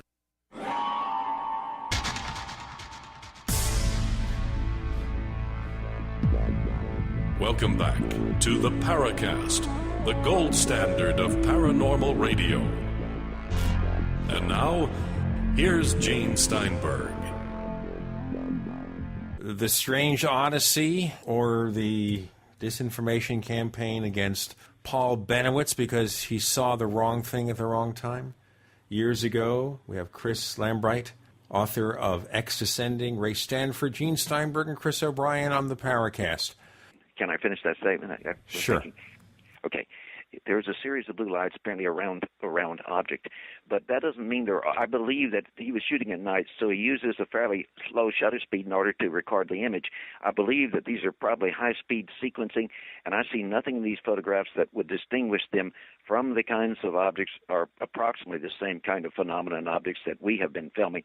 And I don't think anything today in known aircraft can even come close to what Paul recorded on there. And I encourage everybody to take their own look to see pictures that I believe are absolutely genuine and should be distinguished from the trash one is seeing so much of on the Internet today. Fast question before we go on with Paul Bennewitz, and that is, are we seeing anything like this today? It seems to be episodes that go back 20, 30 years or so. Yes, we are. Well, we are. Ray, I'll issue Ray a challenge. Chris O'Brien probably knows something since he brought up the fact of the emitters. When I look at that image of Paul Bennewitz that Paul Bennewitz took, it reminds me of a film of a shot Ray knows as the Father Kubler images, in which there are distinct emitters on this. Right? If Chris O'Brien knows something about it, but I'm just saying that's an image that people might be very interested in seeing as well. But as far as seeing something to this day, very possible. I have not seen anything that I would look at, of course, not any of the images Ray has either, but especially not any of the ones that Paul Bennewitz has taken, and say, well, I can certainly follow some kind of logical path back to see this image compares to that one. But I wouldn't be at all surprised if there are there are things being seen by people here and there that... Well, there are some, Chris, but they're few and far between in this age of Photoshop, After Effects, and, animation programs. And at least now, of course, if they don't see it, they'll make you see it. And unfortunately, that's one of Ray, I think, is got a valid point, and he and I have discussed this, that, how much you want to put it out there. You want people to see, and I want everyone to see this. I've told everybody, you have to go see, and you will convince yourself. You're not going to believe it because I said it. I certainly wouldn't have believed just because someone said. But the problem is the minute you put it out there, people fake things. Some for their own reasons, some just for a joke. And if you tell too much of what you know, I've encouraged Ray, show as much as you can and withhold these certain points because there are ways to potentially distinguish. But it's, unfortunately, I have to be honest. Paul, I mentioned him one time on the phone. I said, Paul, when you called the Air Force, didn't you kind of think you were letting the cat out of the bag? And he sighed and said, you can't be too paranoid. And I was thinking to myself, how prophetic.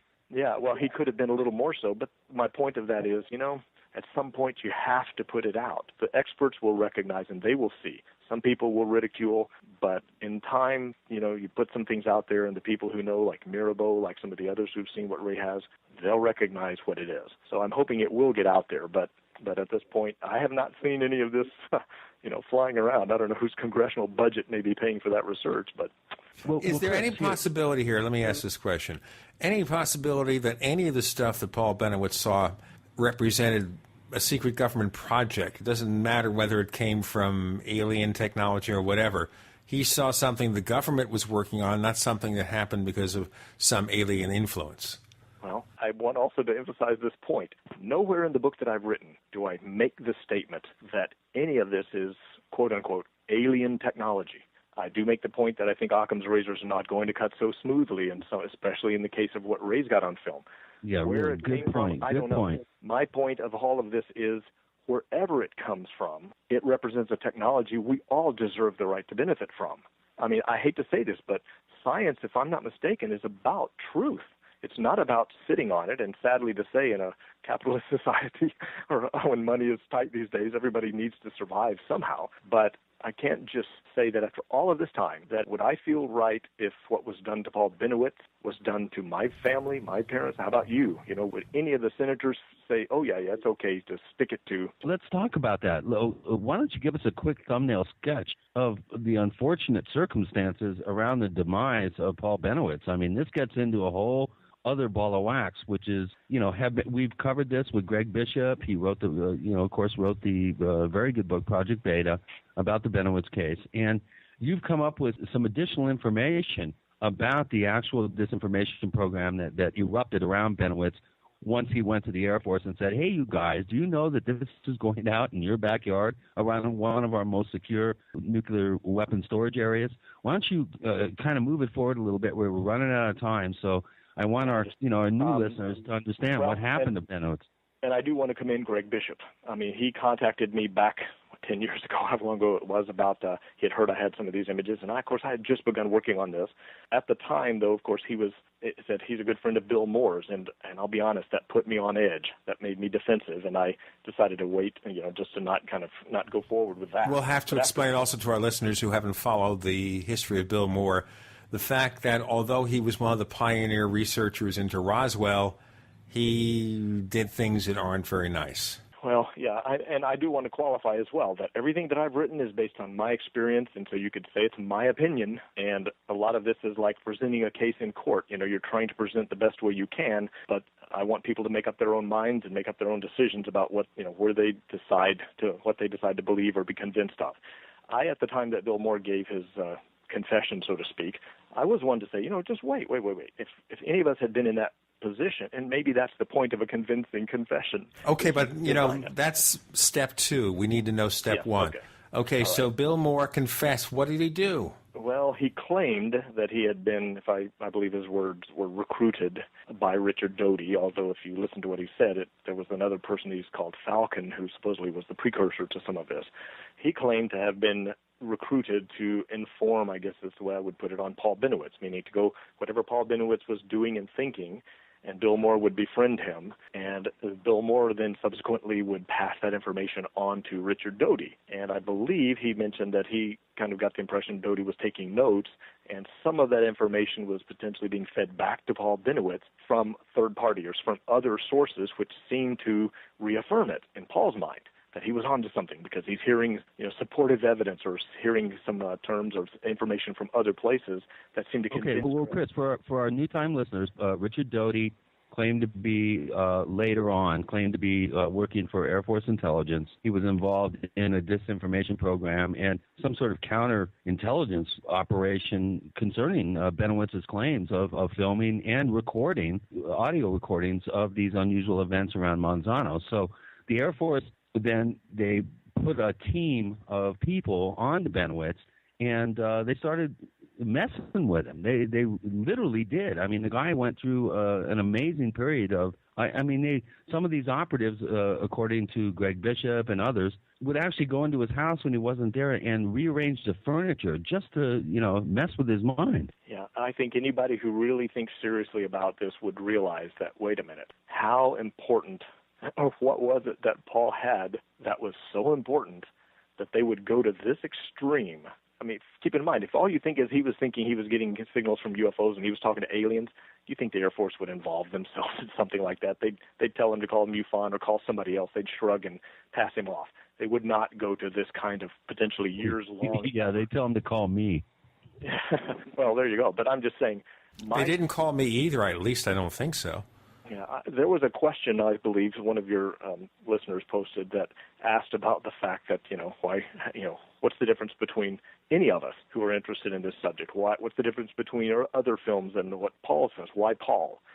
My conclusion, I guess you would say at this stage, my opinion is what Paul got, he put it in their backyard. And he was somebody in the community. He had contracts. He was a known issue. He was a credible person at that point. Why they didn't just go to him and say, Paul, keep it quiet or else. For some reason, it was more important to admit nothing and just damage this man's credibility and go to this extreme effort. And I believe it's because he caught something that if anybody looked at what he had, they would know, and then they would immediately turn their attention to the Air Force and say, what's going on here? You know what? We'll have to find out what's going on here. We have Chris Lambright. We're talking about the incredible case of Paul Bennewitz and how the government kind of tried to mess him up. We have Ray Stanford joining us with Gene Steinberg and Chris O'Brien. You're in the Paracast.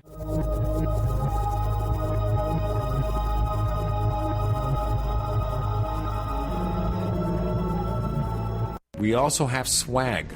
We have all these exclusive Paracast things that you can buy. We've got 60 or so different items, and entails T-shirts, sleeves for notebook computers, iPad cases, mouse pads, the Paracast Jumbo tote bag, all sorts of T-shirts and jackets and stuff like that for men and women. We have a Paracast aluminum water bottle. All this stuff, you go to store.theparacast.com, store.theparacast.com. What makes it special is that the items are the best quality, great T-shirts, fabrics, and they have our official logo on them. That's what makes them special, in multiple sizes and colors. We even have stuff for children, stuff for women, stuff for men. We have all sorts of sizes, like small up to X large. A lot of good stuff. That's the swag from the Paracast. You go to store.theparacast.com, stop by, and take a shopping tour. Iodine protection packs from hempusa.org are now in stock for immediate delivery worldwide. Our iodine protection packs include microplant powder, green life kelp, red palm oil, and our clear roll-on iodine that will feed the body the iodine it needs. All iodine protection packs are in stock, save you money, and ship for free in all 50 states. Visit hempusa.org or call 908-691-2608 today. HempUSA.org has a revolutionary wonder food for detoxing the body and rebuilding the immune system. Microplant powder can help unclog arteries and soften heart valves while removing heavy metals, virus, fungus, bacteria, and parasites. Plus, it cleans and purifies the blood, lungs, stomach, and colon. Keep your body clean with microplant powder. Visit us at HempUSA.org or call 908-691-2608 today.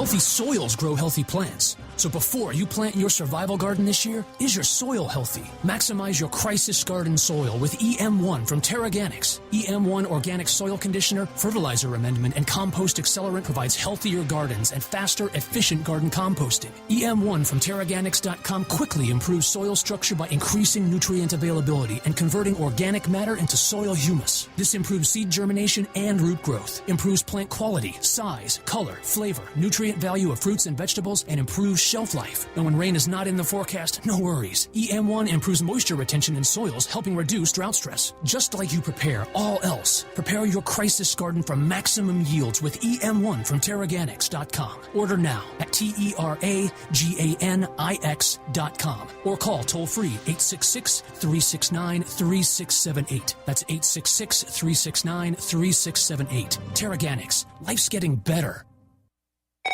Don't answer it. If fear strikes your heart when the phone rings, knowing it may be another bill collector, it's time for you to call Zero Debt in 90 days. 800-477-9256. Settlements, bankruptcy, and attorneys are not the answer and may end up costing you up to 10 times more than necessary. Listen, if you're already in debt, does it make sense to get buried in another payment plan? Zero Debt in 90 days gets you out of debt in 90 days guaranteed, without a payment plan and without attorneys or going to court. Get the fastest relief from debt on the planet when you call 800-477-9256. If you have debt with the IRS, credit cards, student loans, or a foreclosure, we can help at Zero Debt in 90 days, and we are the only organization to provide written guarantees on the results. Go to ZeroDebtGuaranteed.com. That's ZeroDebtGuaranteed.com. Or call now for free information. 800-477-9256. That's 800-477-9256. We'd like to hear from you. If you have a comment or question about the Paracast, send it to news@theparacast.com. That's news@theparacast.com. And if you'd like to catch up on past episodes, we have hundreds of shows for you to download, direct from theparacast.com. That's theparacast.com. Or check us out at iTunes. With Gene and Chris, you're in the Paracast. We're exploring that new book from Chris Lambright, which is called X Descending. We're also joined by Ray Stanford. And now we're talking about how the government, I guess, singled out, unfortunately, Paul Bennewitz for their share of disinformation. Or do you think that maybe Doty and even Bill Moore were acting on their own as opposed to with government sanction? What did they do? Let's get into all the tales about what they did and all the actions they took to screw this guy up. Yeah, good question, Gene. Not just the things moving around the house that looks like maybe somebody's trying to rob you. It was more than that. Yeah, there was obviously a serious effort not only to, and I suspect, not only to make Paul look like he was, losing his grip to his family members, but to ensure that he was stuffed full of enough that they could also seem to substantiate through other means. Either other people would suggest things to him, or, for example, if he had an interest in the Dulce area. And lo and behold, a girl comes right to his door virtually. She's led right to him, and under hypnosis says things that immediately ratchet his attention back up there, things that if he tells anyone about, you're going to wonder. I did. When he began to talk about that, I'm like, okay, what is Oh, wait a minute. Let's back up. Hypnosis, who are we talking about? Well, we're talking about, as Bill Moore put it, a way to diffuse Paul. I think the important aspect was when he finally called the Air Force, if you'll look, you'll notice we don't have any real clear information on what occurred in the first 4 months after he called and spoke with Ernest Edwards. And I had someone who had been in naval work tell me, no, they don't just sit and wait to see what happens. Things would be taken care of, would be on the burner immediately.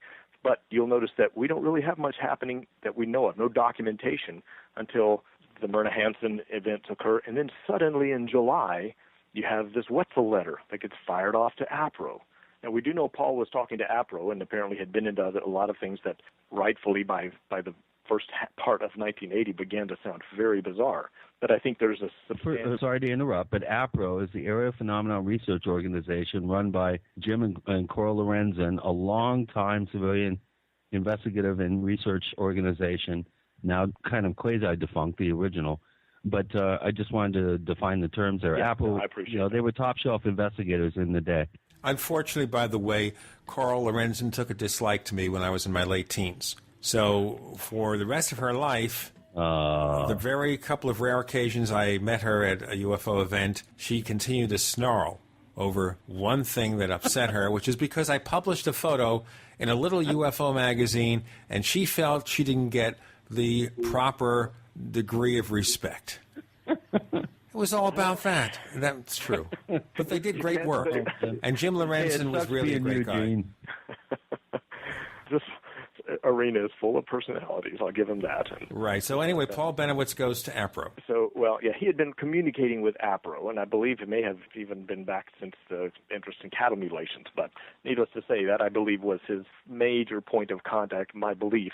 Initially, during the beginning of all of this, he was writing back and forth to APRO because they were a very prominent group at the time in Tucson.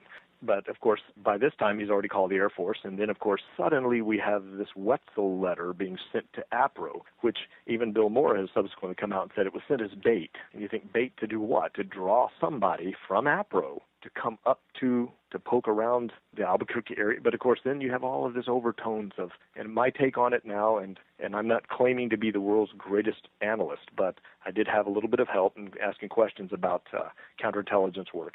And I tried my best to look at the facts of what occurred, when things occurred. The Wetzel letter went out in July. Suddenly, Bill Moore gets it. But he did nothing with it. Then he's recruited in some other way. And this is when I came to decide, some of this smells. It's not adding up correctly as totally independent individuals. Like you mentioned, you asked if Richard Doty might have been acting on his own. I don't think so. Now, if only because we know there were other people involved. And he has told me himself that his supervisors told him to contact Jerry Miller. But then there was a big meeting that went on in November with Brigadier General William Brookshire and a couple of others, and if you, oddly enough, Robert Haynes had written me an email, and it reminded me that just coincidentally, William Brookshire in November of 1980, Robert Hastings. Robert Hastings.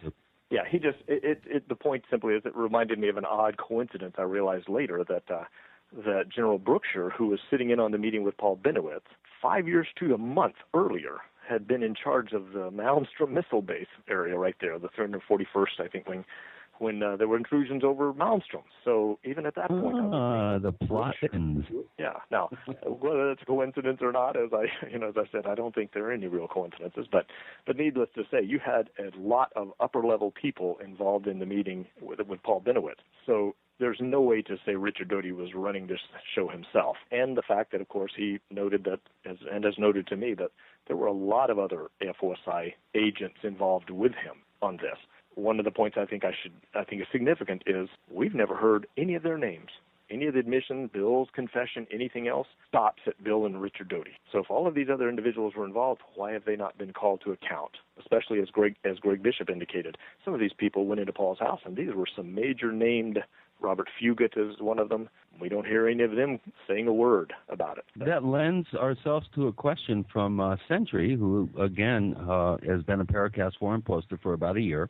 And his question is, was Bill Moore a UFO spy or a BS artist? He points out that Bill Moore is a key player in the Bennewitz story, but it seems his confession at the 89 MUFON conference, was something he was cornered into by allegations from CAUSE, Citizens Against UFO Secrecy, and Robert Hastings. Moore had been doing shady things, but mostly cloak and dagger shenanigans as a showman to manipulate interest in his products, videotapes, books, magazines, conferences. Rather than be exposed as a fraud, it looks to Sentry that Moore chose to claim to be a double agent, really working a pro-UFO agenda. This scheme doesn't seem to have worked as planned, and yet those condemning Moore seem to accept the bulk of the confession story. Moore later took shots at Ed Hynek, Valet, James Harder, implicating them in the scheme against Paul Bennewitz. Wow. Looking at all this, it seems to me that Moore was just an opportunist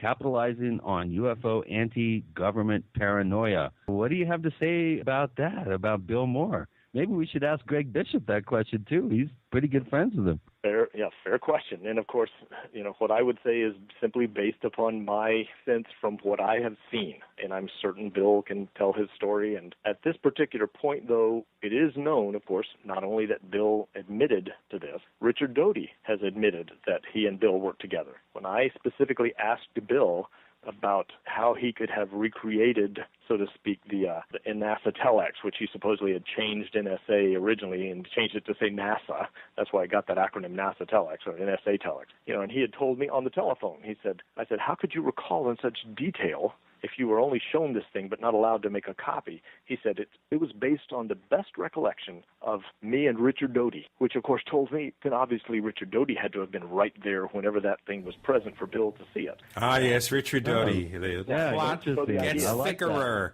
We have Chris Lambright. We have Ray Stanford. We have Gene Steinberg. We have Chris O'Brien, because you're in the Paracast.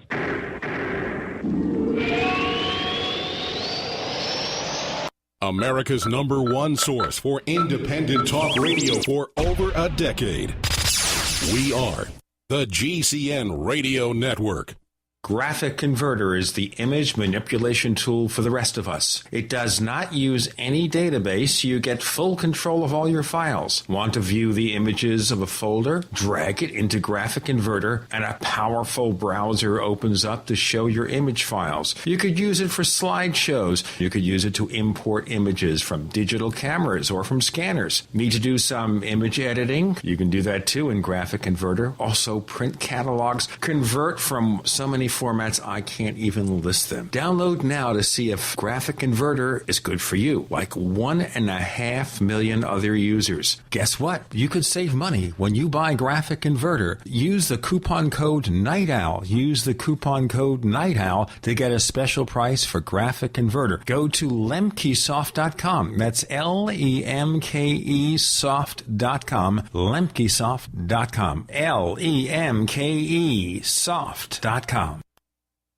Did you know that how well your brain works is directly dependent upon how well your gut works? Did you know that an inflamed or compromised digestive system directly contributes to poor focus, depression, irritability, attention deficit, and hyperactivity? By eliminating the inflammation in your intestines and by having good bacteria populations, you may enjoy better brain function. The most important protein your body needs to keep inflammation down is glutathione. The #1 food to support a dramatic increase in glutathione production is undamaged whey protein from grass-fed cows. Virtually all whey proteins are damaged by heat, filtration, and chemicals, except one. One World Whey is the most life-giving whey protein on the market. It is changing the lives of its users in very positive ways. One World Whey may act as one of the most important health foods to support your and your child's optimal brain function.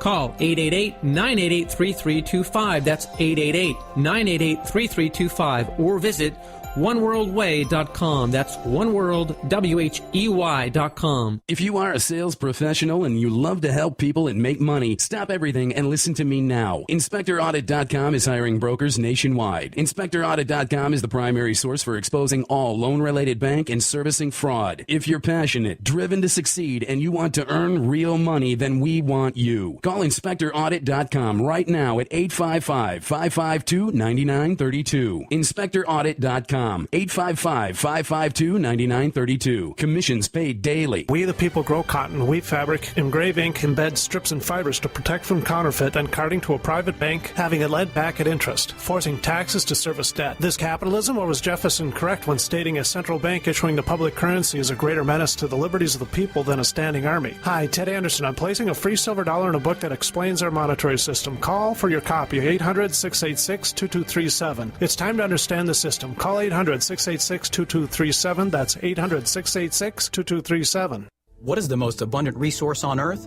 Water. It's essential for sustaining life, but it's not always the most available. When disaster strikes, water quickly vanishes from store shelves, like it did during 9/11, Katrina, Japan, and in Joplin. 3 days without water and your body begins to shut down. Don't risk being without an abundant supply of water when the next disaster hits. Get a FlowJack hand well pump. The affordable FlowJack drops right into almost any well and is easy to install without having to remove the existing pump, giving you immediate access to plenty of cool, clean water. You could risk your family's health on a limited supply of stored water, or you could be prepared with the reliable, affordable FlowJack backup hand pump kit for only $3.99 complete. See how it works at flowjack.com, spelled FLOJAK.com. Be sure to spell FLOJAK.com or call 855-4FLOJACK, 855-4FLOJACK. That's 855-435-6525. Proudly made in America. FlowJack hand well pumps. Peace of mind in a box.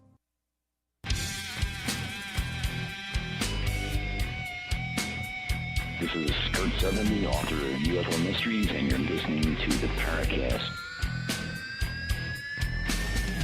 Chris Lambright, author of X Descending. Ray Stanford's here with Chris O'Brien and Gene Steinberg, and we're trying to figure out what the heck the government did to Paul Bennewitz. So basically, they're doing all sorts of crazy things with him, and, you know, he never suspected that someone was really just playing tricks on him? Well, I think if you look at Greg Bishop's book, Greg Bishop did some good work in this book, and he points out the fact, which, and I believe Paul had even mentioned something along these lines to me, that Paul began to have his own suspicions, not only about a house across the street, but potentially that things were not what they seemed. I know at one point he had a parting of the ways with Leo Sprinkle over what he thought he was doing, but my suspicion, and in all the time I ever talked to Paul, he's clearly, you know, an analytical mind, even though some of the things he may say were way out of the box as far as my experience. But I don't have any reason to believe that he didn't suspect eventually that things were not all kosher, that some of the friends that he thought he had weren't, or maybe were not friends as such. And I'm convinced, based on some of the things that I saw and that I found and that I heard, and some of the things that Bishop outlined, that Paul did have some suspicions that, you know, maybe the house across the street, I think, or across the corner somewhere, may have been positioned in a way that the people that were going in there certainly weren't aliens. So at that particular time, I don't know that there's really a justifiable reason to think that Paul never had a clue. But then again, if all your friends are in it together and not telling you what's going on, it becomes very difficult to know who to believe. And at some point, you maybe decide that you couldn't be fooled by everybody, or you're sharp enough not to be fooled by it. And like some of the con men tell you, that's the person they want to meet, the person who believes. Yeah, gee, I hate when that happens. I hate it. So I don't know. I mean, I think the evidence clearly shows, though, that there was a long effort, elaborate effort, to mess him up to the point of getting people to write him off, to dismiss what he had. And that's why I told everyone the only reason I focused on the very original period when he got these films, up to the point that he called the Air Force, when before they knew what he was doing and that he was up there, I think that's still relatively pristine evidence. And if you look at it, it clearly shows something that's not just little lights on film. And he got something that was, and once again, he wasn't the only witness to this. Other people saw this. But once he called the Air Force and they knew what he was doing, I have to say kind of all bets are off. Yeah, the carnival came to town. Right. Let me ask you a question here. Wouldn't it have made sense, and we're certainly looking with hindsight here, to have simply gone to Paul Bennewitz as a loyal American and said, you know what, we can't talk about this. That's it. You know, keep it quiet. This is for your country, for God and country, whatever. Yeah, I agree. I mean, that's why I put that point in there about Chuck Clark and the Area 51 thing. But, you know, and I've had other people tell me, the same naval person that had talked to me, who said, look, they prosecute spies, they prosecute leakers. Look at the WikiLeaks guy. You send them away for as long as you can, not only to make the point, but because it makes the point to everybody else. Why they would not have gone to Paul and said, Paul, see the signs on the fence here, and look what you're doing. We can undermine all your contracts, we can do. But that in itself is an admission. That's letting someone know that you've got something that you know is worth keeping. And of course, it's just speculation. But so therefore, because they don't want to confirm to him what's going on, they just screw him up. But didn't he get into basically a mental institution because of what happened? My understanding was that he had some kind of a breakdown or an emotional strain. The last that, and to this day, it is one of the hardest things for me to accept, that the last time I had spoken to him was just shortly after after John Lear had gone to Paul's house. I was never told and never able to find out what the problem was, but Paul was livid about Lear for some reason. I think I spell this out the best I could in the book. After that, I mean, he was just, going on. And I was like, Paul, I had nothing to do with him going to us. I tried the best I could to assure Paul I had nothing to do with it. And there's a matter with the films that we can potentially, or at least the pictures Paul sent me, that we can get into some other time, that were given back to Lear. But needless to say, within a few days, Linda Howe called and said, have you talked to Paul? His phone number's been unlisted. And I checked, and sure enough, and I tried many times to get to him. I expected him to call me. I really honestly did. He'll call me in a few days and tell me, what his new number was. And I have a feeling that was when I have a feeling he may have had a breakdown of some sort after that, and that's why the family changed the number, but I don't know. Okay, well, Chris, that brings me to, a healthily skeptical question from Polterwurst, one of our, posters here at the forum. And he asked, if Paul Bennewitz really was caught up in some counterintelligence operation, why didn't similar things, or why don't similar things happen to people like Stanton Friedman, or maybe to you, Mr. Lambright, and Mr. Stanford, or maybe even Gene and Chris? Or are there events that might have had something to do with that? I know I'd be more than a little concerned if I were in a position of possibly interfering with government secrecy. Well, I will tell you, I doubt any of us are not good patriotic citizens. If someone came to me and said, look, this is what's going on, and they could do it in a way that convinced me it was the truth, and this is why we need you to be quiet or whatnot, I don't have any reason to think Paul would not have had the same feelings we would all have had. What's the right thing to do? I mean, I am in no interest in outing government secrets. I mean, I don't want to do that anymore. I mean, I don't. But if any of us took Ray's pictures, I know what's in there. Chris O'Brien is, people who see them know what's in there, but it doesn't put it in the Air Force's backyard. They can shrug, they can throw up their hands, they can do what they want. Anything I might say, Stan Friedman's, and of course I don't know everything Stan Friedman has, but he's always seemed credible enough. If someone came out and claimed, like I said, if Paul had claimed, it's all aliens and I've got them all on film, but they were not if they were filmed at the Archuleta Mesa, the Air Force might just go call them MUFON. But if you had something that, and I've heard from other people that Paul may have had far more definitive things on that film than like the description I gave where he wrote about having seen what he thought was someone with a flashlight walking around underneath one of the objects when it was on the ground down there. Now, whatever he might have had on film, or for all I know, maybe during the daytime he went back and filmed the same area and got some other things showing where you see what I'm getting at. Maybe he had more than I'm even aware of. But for whatever reason, I think the fact that of what he had, the evidence of the vehicles that he got, and the fact of where he got them, that there was no way to deny what he had on film, and that Paul had enough credibility and reputation to be listened to by people who might take, and at the same time, perhaps there was some honest concern that if it was known to the Russians that he had filmed them over a military installation, that it might, I don't know, maybe there were some other kind of political considerations or military as to why they would want to defuse Paul specifically. So I think there's a potential out there, and believe me, I'm not saying that the people whose jobs it was, Colonel Edwards, Richard Doty, some of these, are necessarily bad people. I'm not sure what any of us would do if we were in a position that that's our role and we have to play it out. You got a job description, you got to go with it. Well, what do you think about the whole idea of the counterintelligence operation kind of trying to deflect Bennewitz's interest in Monsanto and Kirtland up to Dulce? And that brings us into a whole another realm that probably deserves almost an entire Paracast show. But no kidding. I wish Gabe Valdez was still alive for that one. Or Tom Adams was around, and Greg Bishop as well. Once again, it seems to me from looking at all of this and trying to put the pieces together, that the primary goal was to get his attention focused on some place that they had far better control, that was looking 180 degrees from where they wanted you and me to be looking. If he's talking Dulce and all of that, everybody's focusing up there. And all they needed to do was potentially, stroke him a little bit by putting him on some helicopter flights, and salt and peppering some interesting looking things on the ground down below there. Yeah, and that's a whole show right there. Yeah.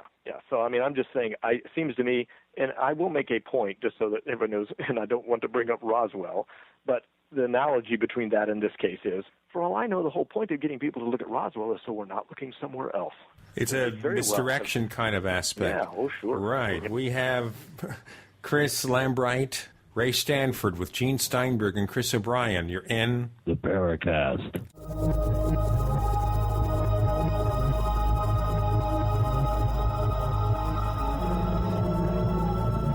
Are you tired of searching for great talk radio? Something more important. Search no more. We are the GCN Radio Network.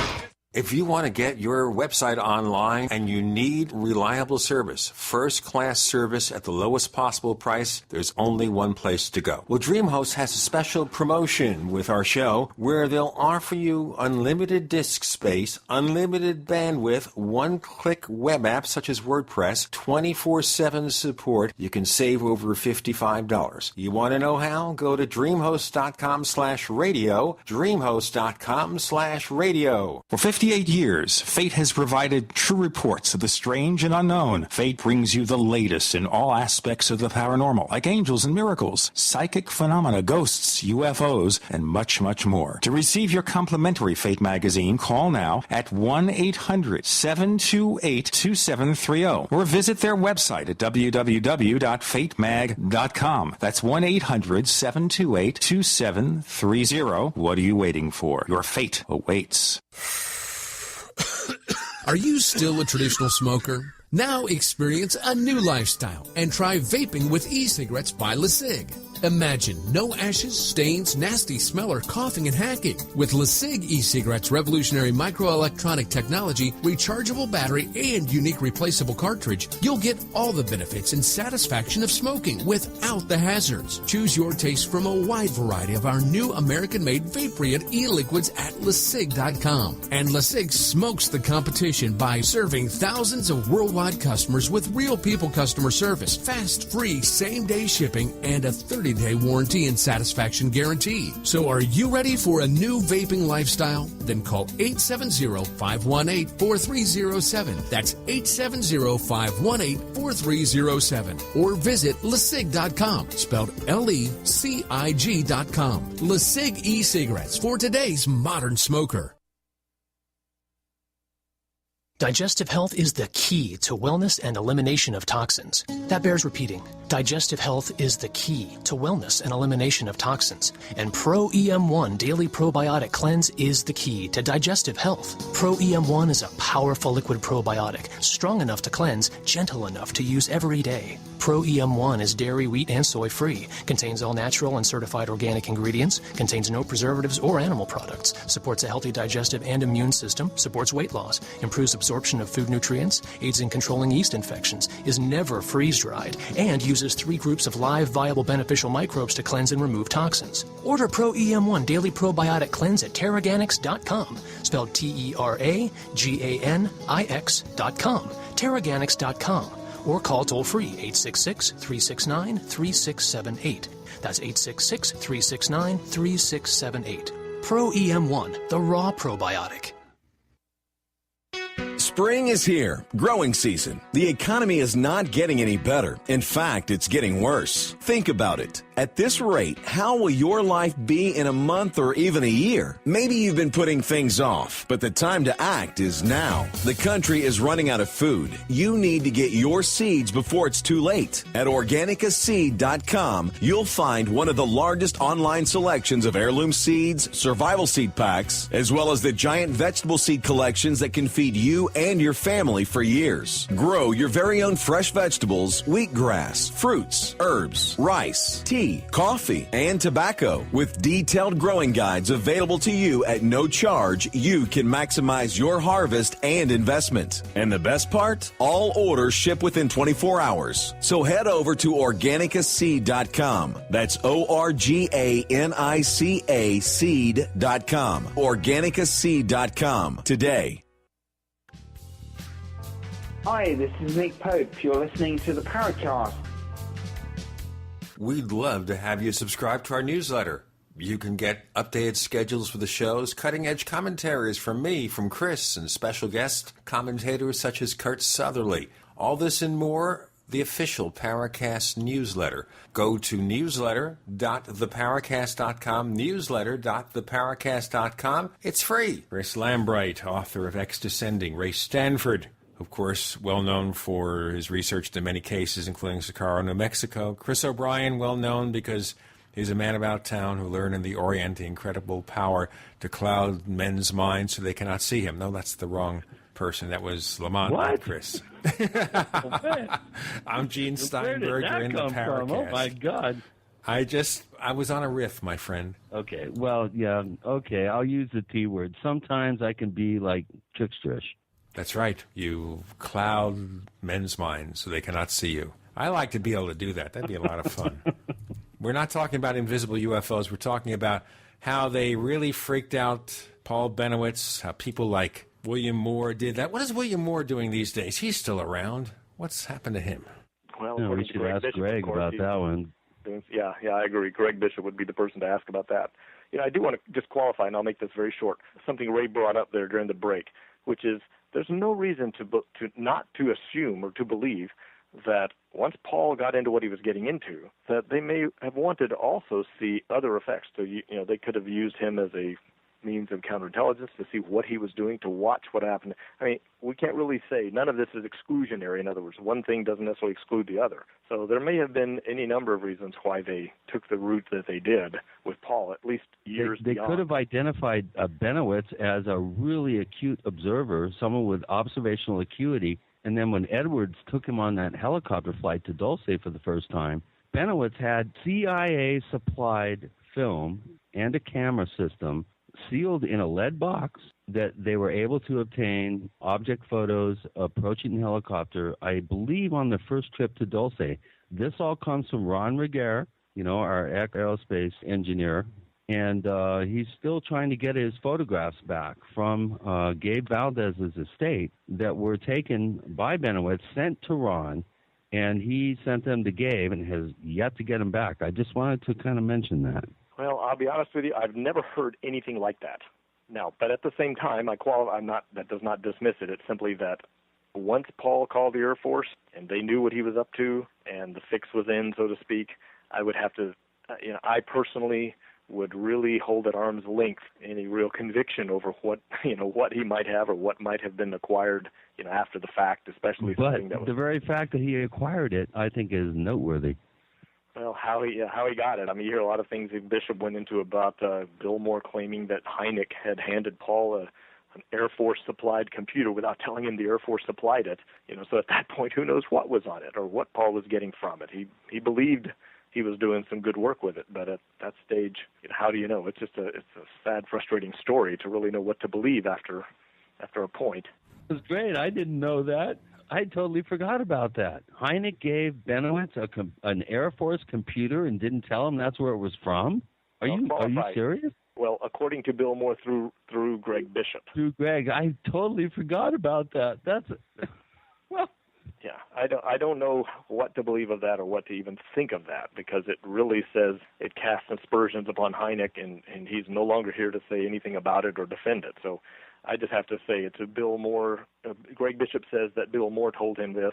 I have never heard anything like it, but it was a rather shocking allegation, let's just say. Is there any reason to assume there was anything unsavory about what Dr. Hynek did during his years as being a positive influence in UFO research? I don't know. We don't know what what pressures were on him or what obligations. Well, hold on. Let's throw that in Ray's direction. Ray, when did you meet Alan Hynek? And I mean, I've seen letters. You show me letters, correspondence that you've had with you had over the years with Hynek. What do you think about that? You met Hynek way back. I had been in correspondence with Hynek in connection with the July 28, 1959 double filming of Mothership with Smaller Objects in Corpus Christi, Texas, since sometime, I guess, in late 59, but I didn't physically meet him until in Socorro. Until Socorro. Yeah, so that was, my experiences with him were very positive and very good. He was always very friendly. He visited us, and he seemed very open. I have my personal opinions about. I believe that he was still working for the government after Project Blue Book closed down in some capacity, and in fact, people who were closer to him than I was have said as much. But was he still working there when we negative. had? Yeah, but Ray, was he still working there when they had the Center for UFO Studies? Was he still working there when he was going out and lecturing as someone who had a positive viewpoint of UFO reality? Yes, I believe so. Okay. I think so. And not only that, but there's, for example, now he had his 1984, the CUFOS conference, the one that a lot of the UFO people were upset they weren't invited to. I was invited to speak there. But at that conference, he had Dr. Jean-Pierre Petit of the French National Science Center, who is doing research on magnetodynamic aerodynes, present a paper about magnetodynamic propulsion. And he, in fact, went to the CIA with all of the papers that with what Petit was going to present, and sought to get a clearance. And he went to other agencies, and I concluded this from some things I had learned. And I got a call from a Houston radio station, a well-known host there, who had gotten the Freedom of Information Act paper that showed that, in fact, Hynek was. And I don't hold it against him. He just wanted to make sure that there were not any things the intelligence community didn't want released. But whether the U.S. community wanted released here or not, when Petit got back to France, he was chief of research for French National Science Center. I won't try to say that in French. He got in trouble because he released some information about how to keep magnetodynamic iodine from exploding, and keep down chaos in magnetodynamic flow, that he was not supposed to release. And he told me he got into some trouble, but I don't think it had anything to do with Hynek's having him checked out here. Yeah, but the question I guess people would have here, the question we'd have, Ray, is whether the Air Force or the government in general would possibly have influenced what Dr. Hynek said about UFOs. I don't have any doubt that it could have, but I do not believe the Air Force is against people researching UFOs, and I think they like to influence and keep track of it. Influence is an important word. Yeah, Ray, we're all unpaid assets. Yeah. Yep. Well said. It's nice to be an asset. It's supposed to be something else. Okay. All right. Listen, we're just about out of time. Let's have you, Chris Lambright, do a little bit of a plug for the book. Well, excellent. Thank you. It is available on Amazon.com for anyone with a Kindle. It's going to be on the iBookstore here shortly, as quick as I can get things set up with them, but it is available in either, of course, in the Kindle format or as an EPUB format for those with Android tablets or other EPUB accessible tablets, or even PDF if you want. Is there a hardcover version? Not yet. You'd be surprised in the publishing industry, especially when in the last few years, but when it comes down to the color images, cost was somewhat prohibitive. I have plans. I have a printer. As soon as I can, I'll have some print versions out there, but the necessity of the images being in color and the cost of color printing on just a normal independent process. But I wanted also to have them in as high resolution as I could. Now let me ask you a question quickly here. Is there a site we can go to check out more of what you have to say? Yes. Actually, towards this end, I've started my own little website in a small publishing kind of a firm called xdeskpublishing.com. Okay, we have a link, by the way, to the book at theparacast.com, so we can see more of what you do. And I guess they could write you from the site. Thanks. Yes, sir. Okay. Ray Stanford, you don't have a site yet. Oh, no. If I can get him to publish on my site, I will have him one there soon. Yeah. But we do have a thread at the Paracast forum, so, let's have some fun with it. You guys, thank you so much for being on. This is one of my favorite shows that I've done over the past 2.5 years. Thank you so much. Chris, your research is awesome. Ray, you the man, bro. You really are. Out of everybody in this field that I've ever read about or encountered in blessedly met. You are the man, and thank you so much for all your hard work. Yeah, he is to me. If I have ever sided with anybody and put my reputation on it, Ray's the man. So I'm with you. And Gene, I appreciate you having me on, and I hope we may get together again in the future. You sure will. We sure look forward to having you on again. Thanks also, Ray Stanford. You too, Chris. We'll talk again, okay?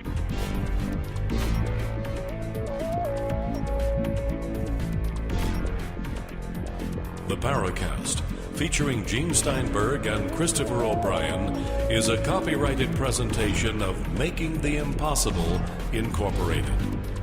Tune in next week for a new adventure in The Paracast.